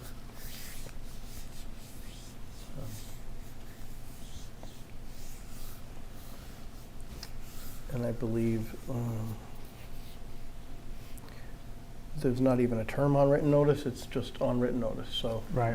there is no term effectively, it's just formal engagement until formally disengaged. Yep. So, That's the way I read it. So the one comment that I have under fees and billing, second paragraph, last sentence, regarding significant expenses may be referred directly to you, us, for payment.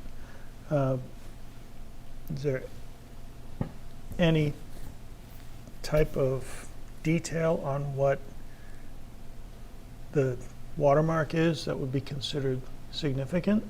And if so, are we going to be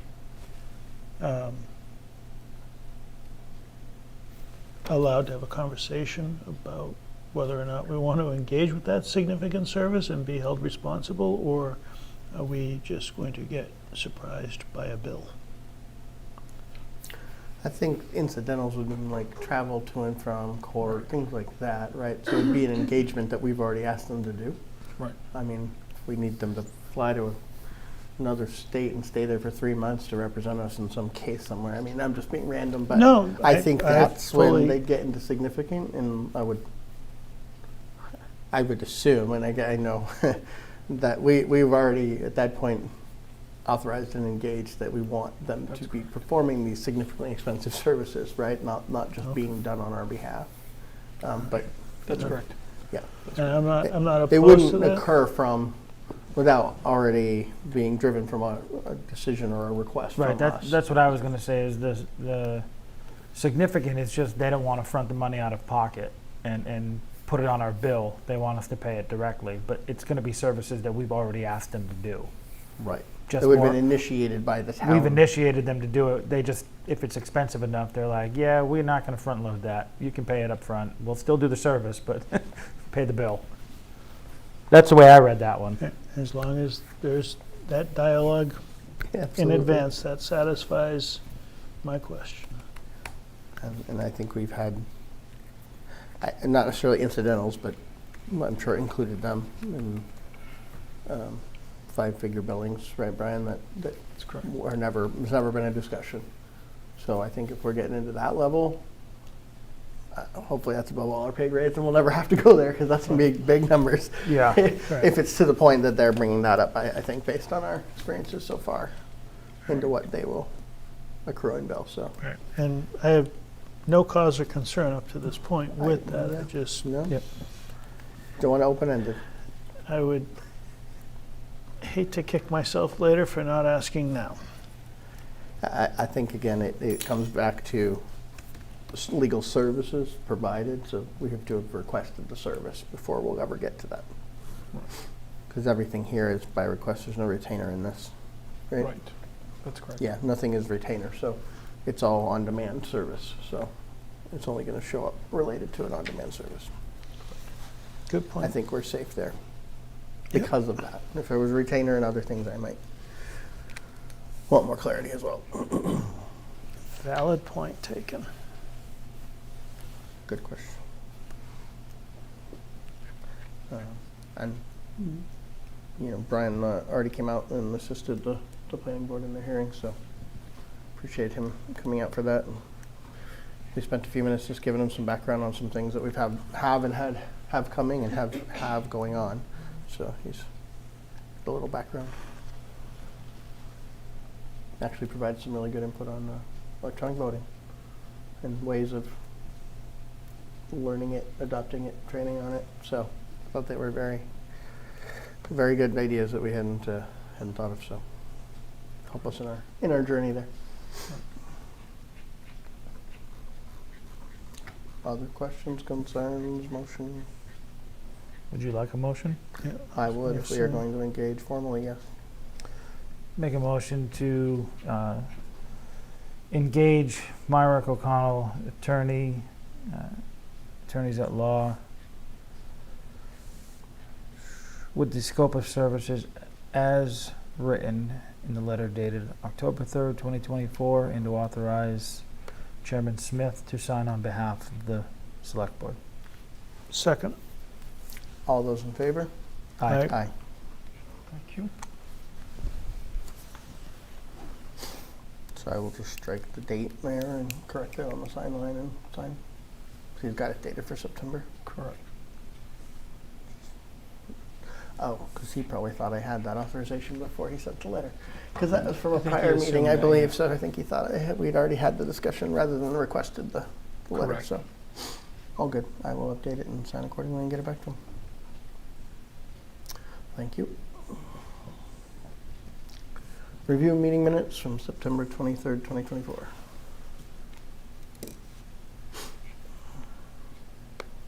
One second.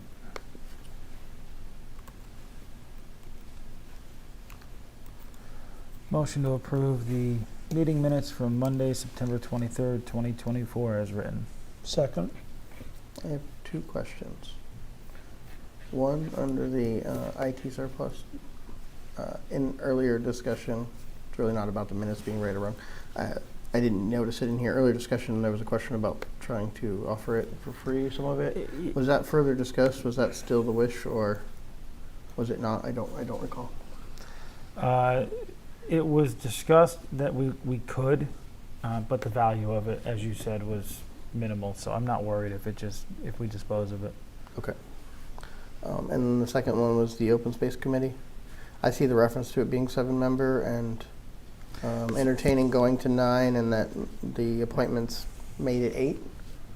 Did we make a formal change to the makeup? Nope. Yeah. Do we need to? Since we just The made it guidance I was larger than given it was is? to keep advertising for another member, so I think it's the board's intention to go to 9 members. But it's currently 7, with 8 appointed. The vote essentially Technically? changed it to 8. Does it? Yeah. So that's my question. We Yep. don't need to Yeah, because formally we change said the it- makeup, the vote? We You set just the have an makeup. In even board effect. now. Huh? You just have an even board now. Which is- can be Right, I problematic. understand that, but Yeah. it in effect expands it when the appointment was made? Okay, Yep. Yeah. without it being formally, that was my question. Yep. Yeah. So, okay. And So we can do it's the same thing formally if 8. we get a ninth another one, person. we'll make it 9. Okay, We'll make it 9. got it. Yeah, because Thank you. this is a committee that you all create. Your vote is Sure. all that it takes. Okay. I didn't know if it needed to be, the definition needed to be specifically voted separately. Right.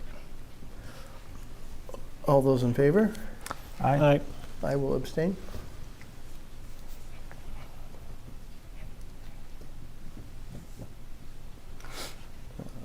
Review and issuance of the state election warrant for November 5th, 2024.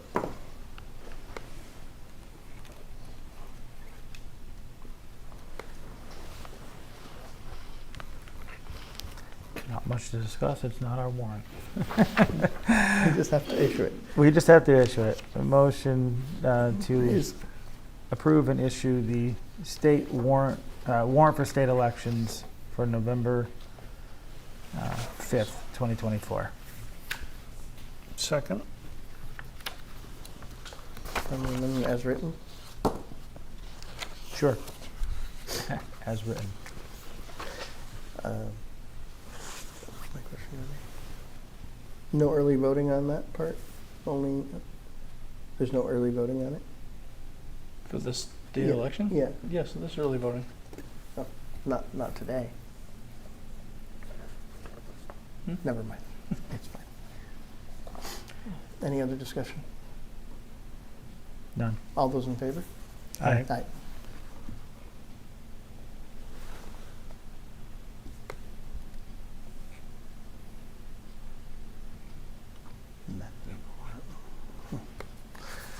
Review and issuance of the 7th water commitment for FY25.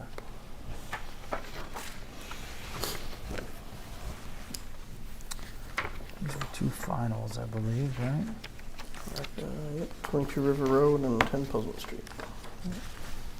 Motion to approve the 7th water commitment for FY25 in the amount of $93.39. Second. All those in favor? Aye. Aye.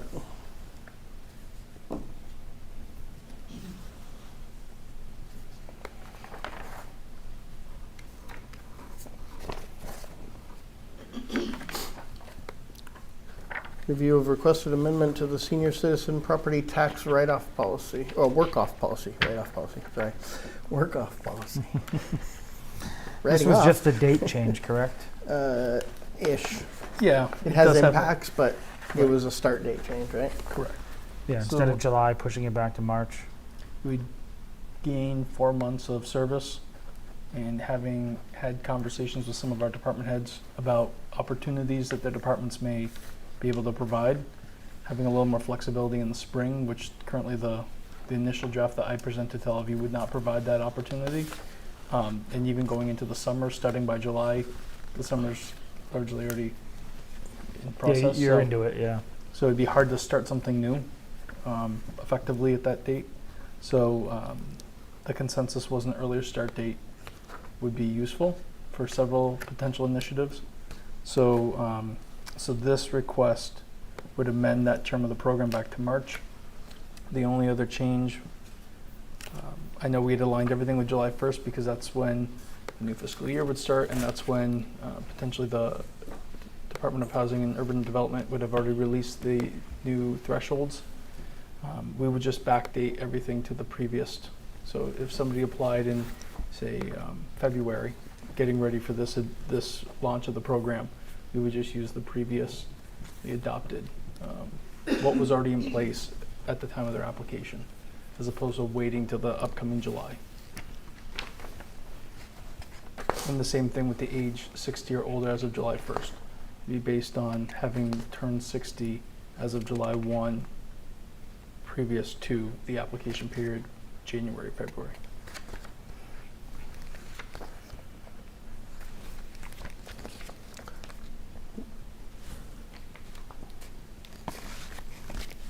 Can you say that part again relative to 5A? So the About- program requires that somebody who is participating in the program must already be age 60 or older As of July 1. as of July 1. So if they're applying in January to participate in this program that's launching for March, they would have had to have turned 60 already at the time of application, as opposed to being 59 and applying Of because the they anticipate fiscal being year. 60 Okay. on July 1st. But if they waited and applied on July 1, it would be, And I think that there's potentially, depending on the opportunities, it's possible that we may just only have a fall opportunity, and it may work for somebody. And I think that there's a little discretion there. If somebody did wait until after July and there was an opportunity for the fall, that we could allow them to engage in the program if there was still a spot left. Right. But I don't think we intentionally hold the spot for that. I think the default position is there's 10 spots available as of January 1st when the application period opens, with the goal of launching them all on March 1st.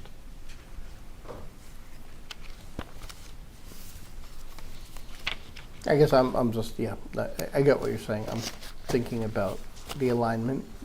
Are we changing from July to March? Are we shifting any of the alignment of other things from the fiscal year to the beginning of the year?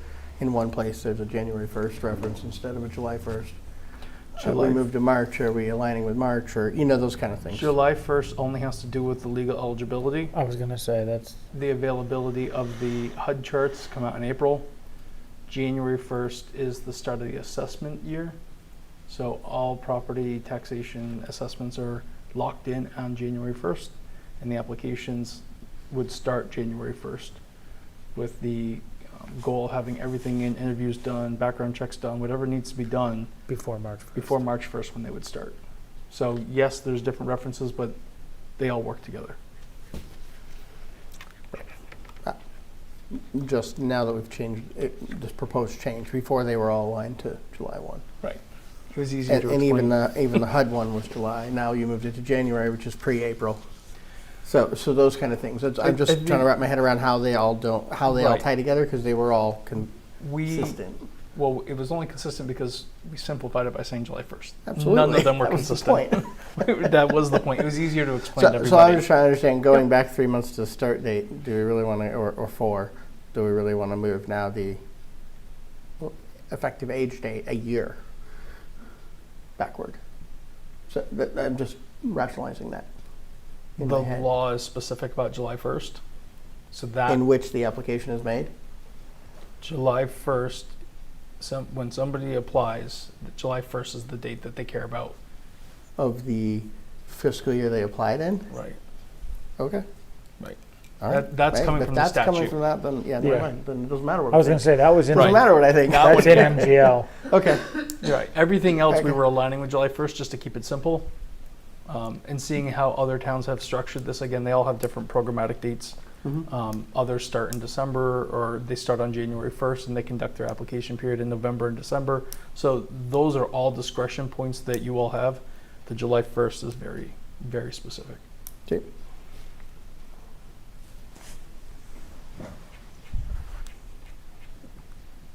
Questions, concerns, motion?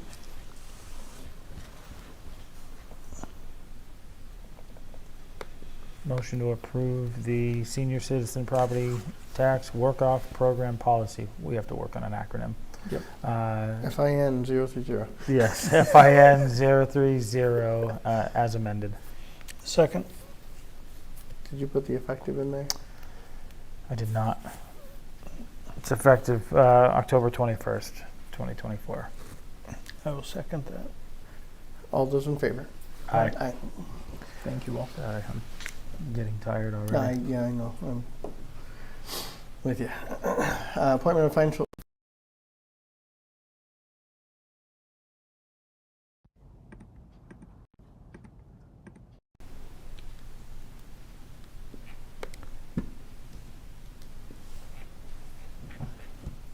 Thank you to the three of you that want to do that. Yes. Any concerns? Sounds like they proposed it. Not you. They did propose it. And You just conveyed it for them. And for your benefit, we're having a good response to this opportunity advertisement. So, Nice. Oh, excellent. Yep. How about our others? Are we getting feet? Not as many, Okay. but this one is catching the This one- attention Well, of maybe the this will applicants. spur on some other people to want to Maybe. apply. Filling what a positions great at place this it point is is all I to- care about, so I will take this. Hey, we'll take everyone we can get. Absolutely. Questions, concerns? I will make a motion that we establish a 3-member financial services clerk position screening committee and the appointment of the following members: Michelle Turner, tax collector; Jacqueline Boyden, principal assessor; Elizabeth Seacard, administrative assistant. I will second. All those in favor? Aye. Thank you, gentlemen. Thank you. Review FY26 budget development calendar draft. It is really a first read because I want to have a fruitful discussion next week in our joint. We will have a joint meeting with Finance and Capital Okay. next Monday. They have this as well as the draft budget statement to look over, and what I asked is, or what I had Brian ask for me was that they come with any changes, already bring those, preferably send them this week before the end of the week, so they're in our packets Okay. for everyone to review. Send a reminder. But even if there's some that night, that's fine, but to review and ideally I'd like to adopt or I was going to say. be ready to move forward as of Monday. So Okay. come action-oriented, review, approve, be done with it in one shot, because we spend a lot of time on budget, and I know we want to do things to try to make it a little more efficient and not a 24 of our 12-month process. That's how it's felt in the last few years. I like that approach. So, Can I Come just, ready to work and get it done. Yeah. I know you have the update on where we are with the budget module. Can I just give the update? absolutely, go for it. Just for your I don't see it benefit. on the agenda. Go ahead. You're fine. Tangentially You're fine. related. You're fine. You're fine. We were able to launch the budget portion of the new financial software. So the operating budget submission process will all happen within the financial software. We've done an initial round of training with department heads, and we are in the process of rolling out the logins to that module. There's other benefits with the module I can show to you all later on for monitoring the budget throughout the year. But at least the initial submission will be in there. It's not going to work for capital this year, so we're going to maintain a similar process, I assume, in relation to what we did last year for capital, but operating will all transition into the system. So, and early feedback from those in the system is it's going well. So, Excellent.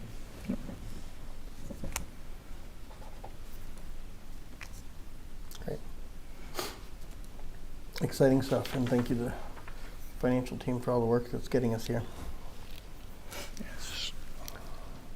Discussion regarding public works office space. So I wanted this on here, and I'm not sure whether it's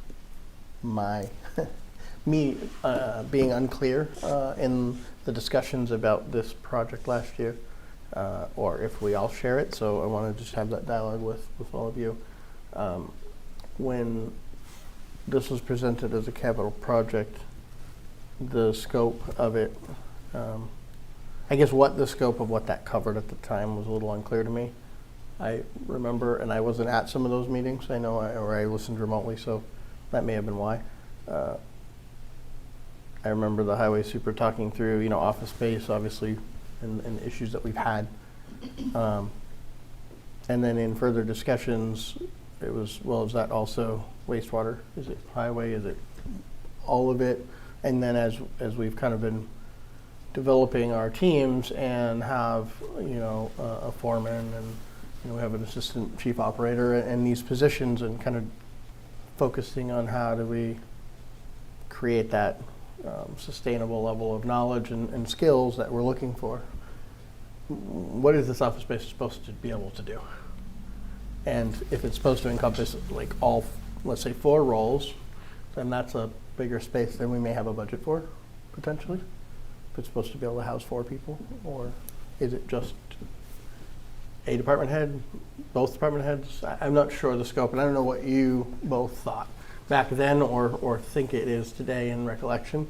And so I just wanted to rationalize, what do we want it to do and encompass, and then we can understand if it meets, the budget meets that need. And I know the timeline in this year is waning, unfortunately, and should have talked about it sooner, but it is what it is. And then understand if we should be submitting an updated request for this capital season or not, if we need more funding. And so just circling back, we have no office space. What I recall is there's office space, obviously the highway superintendent is in the senior center here now, which is the space that the activities coordinator primarily was going to house, which obviously is being used right now. So, and that dynamic was all based on a short term, right? And the wastewater water superintendent was housed at town hall for a while. And so as we've said, okay, a public works, highway, DPW building, whatever that looks like, that would have office spaces a long way off right now with everything else we have ahead of us. Likely. We needed something semi-permanent. And we were talking about like a semi-permanent mobile office trailer type situation. And so I don't know. Regardless of what I thought, because I didn't think it was as big as it might be, what is it that we really want to do before we go out and start doing it?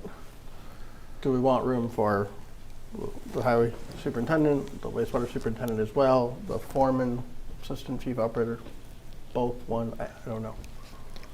Yes. Right. The simple All answer in is one yes. space and a couple so- of them, whatever that looks like, right? So, go ahead. In all reality, all of them. And the reason I say that is, while this is going to be temporary, it could be temporary for a while. Indefinitely temporary. And it's a huge endeavor to turn around and say we want to build a multi-million-dollar, Yes. building. And so this temporary one may have to last for several years until we get there. So while we don't need it to be so large that we're able to take on growth and expansion and, add 4 more staff members and break rooms and kitchenettes and all of those things, but we need a place for them to function. And so, yes, I think they should all have the office space to be able to do that. I don't know if the current request would accommodate that. I don't think so. I don't think so either. I'm not positive, and I think, whether that's there's a lot of options, and I don't know how much in the details we, as a group, care to be in terms of, is it 4 office space and a common area for people to walk in and find them? Is it, 2 small trailers that have like an open area and an office area, and those are 2 workspaces? I don't know what that looks like, and I don't know if we care, or if we'd rather defer to the department heads to determine together what their needs are and whether those best fit by a single modular facility, which is a little more than trailers, because it's more than one. Yeah, no, right? I It's mean, more than one to So accommodate 4. I So. guess in my mind, I was thinking of more of a modular facility. Or a couple trailers. I Correct. don't know which. Right? I just know that in my last employment, they had a modular building that was up and people worked out of it. There was living quarters, there was open space, common space, kitchenettes, offices, Sounds like Bucks. and that Whatever it ran for 15 years Sure. plus like that. Didn't GCC operate a whole half campus on it? Still is. I was I going to think say I went it's- there, and that was many years it's ago. Very similar, yeah. So it's So, it's yeah. doable. Sure, and those can, in what we started to look at a little bit, those can get very expensive very quick. And a lot of them seem to have facilities, and I don't think we need to be, I don't think it's a requirement that we have facilities in them, with the primary building right there, with facilities with the break room, et cetera. So, again, that may add a significant piece of cost that we don't need. Correct. Versus No, I'm just saying a that couple the small ability trailers there, or yeah. Yeah. other things that fit the bill that don't have that. So I just wanted to get your feedback, give the right guidance to the department heads to come up with. I mean, a in all honesty, I better was estimate. thinking the 4 offices and 1 meeting space. That's where my mind went. It's 5 rooms, 2 superintendents, 2 foremen. and then a meeting space, a Central meetings. common space that they can, if they have somebody that's looking to meet with them, they don't have to meet in their office. They can meet in a common space. Okay. That was my thought. Are you all comfortable with us preparing to conduct a procurement under 149 that would be subject to appropriation at town meeting? The trade-off of that is you will know exactly what your lowest bidder is and how much you need in addition to the existing appropriation to take to town meeting. The trade-off will be you'll have probably a 60-day period to schedule a town meeting.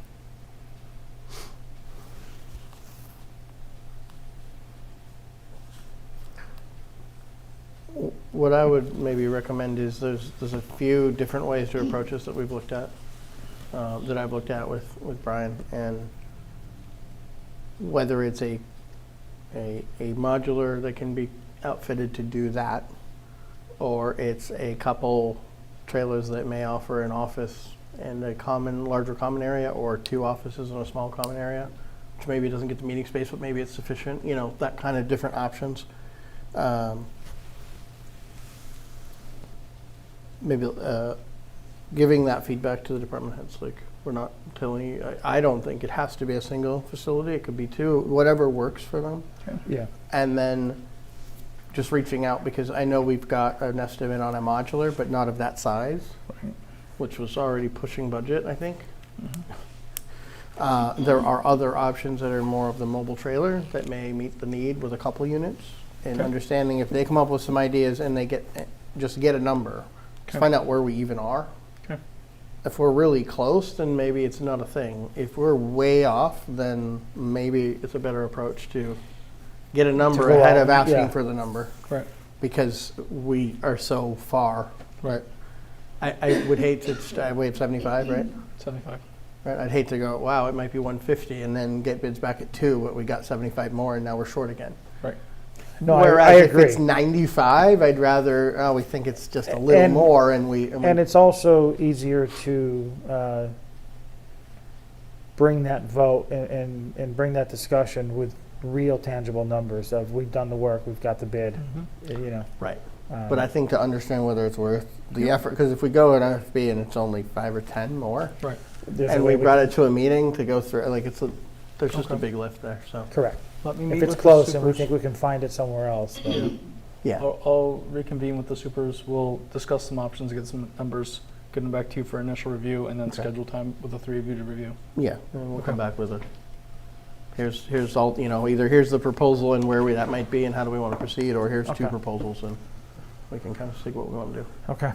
So then we can have time to put it in capital and all that. Thank you all. Thank you, guys. Works.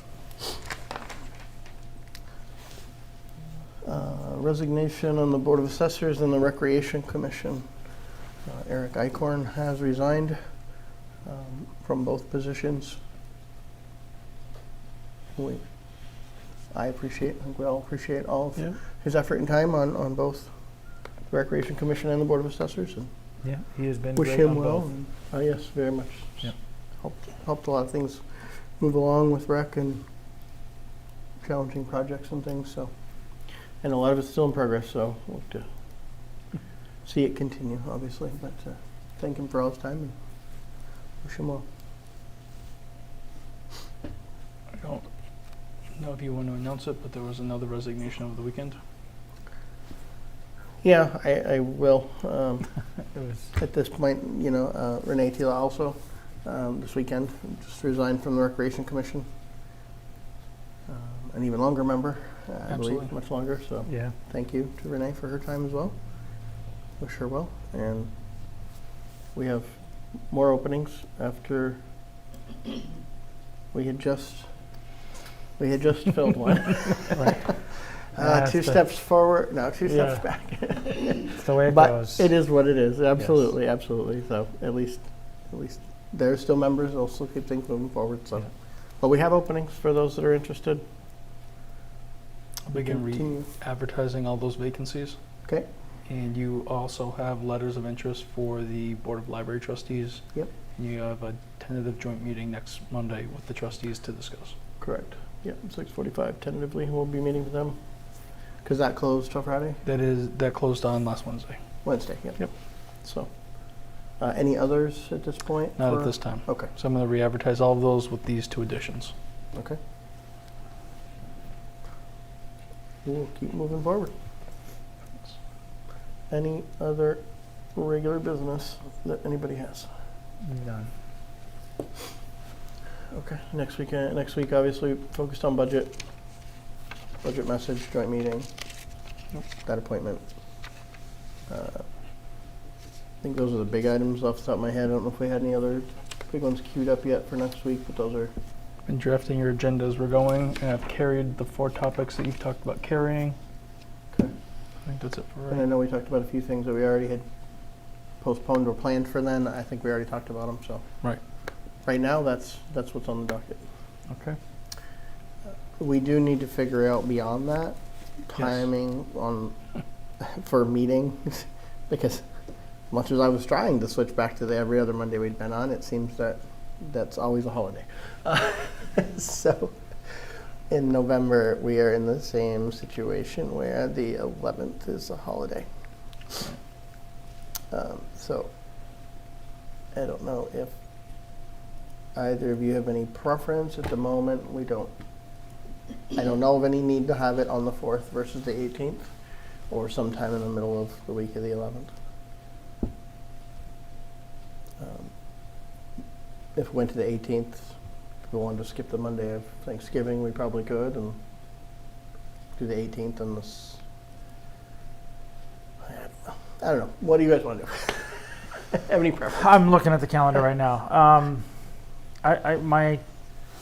I was going to say the 4th and the 18th. However, I'm not sure there'll be a need for the 4th if we've just met on the 21st and the Right. 28th, Right.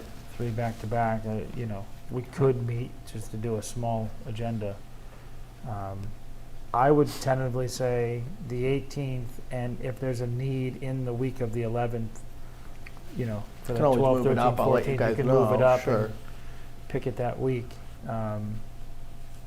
Just got to double check the other calendar. No problem.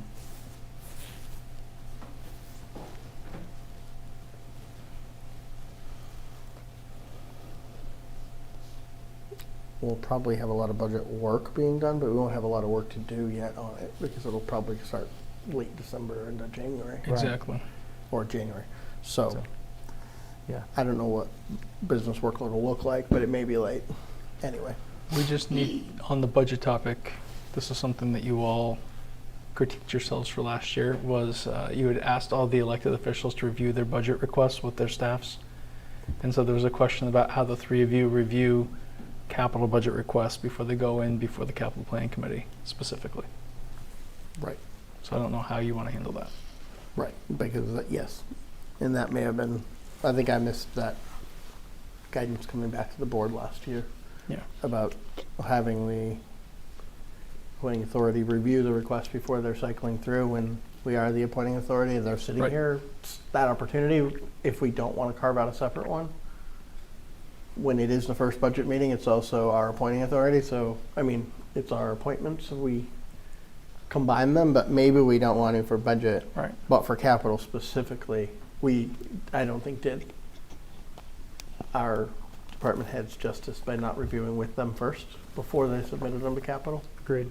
For them to then come back and present them in front of us too later, right? So whether it's at least capital, but maybe in it also budget preliminary reviews with our appointed, those that we're the appointing authority for, ahead of the actual schedule.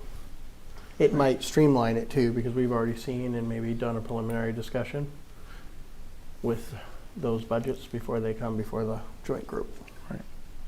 Assuming we do as we did last year with all three and more of a time-bound presentation, right?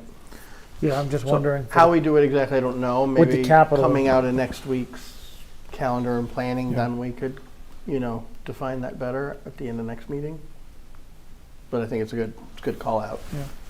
If we want to schedule times between whatever the deadlines are, between now and whatever the deadlines are, to have our departments come to us with their preliminary proposals.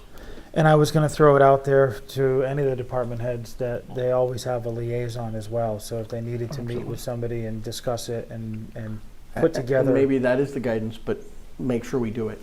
Right, Not just an So- optional, but a required. Right. Maybe that's the other way. yeah. So something to think about. Yeah, but just something to mull over too as we're getting Okay. into the budget season, so.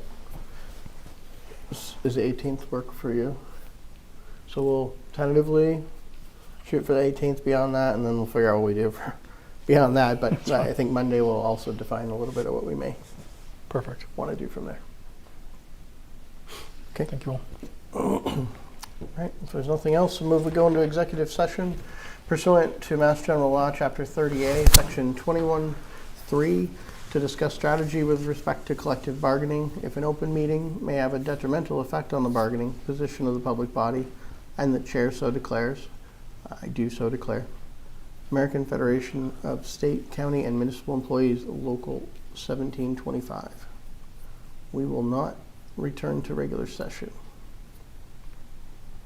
Is there a second? Second. All those in favor, roll call. Brian, will you call the roll? Selectman Loing, Aye. Chairman Smith, Aye. Selectman Bassarash. Aye. Thank you, everyone. Have a good evening.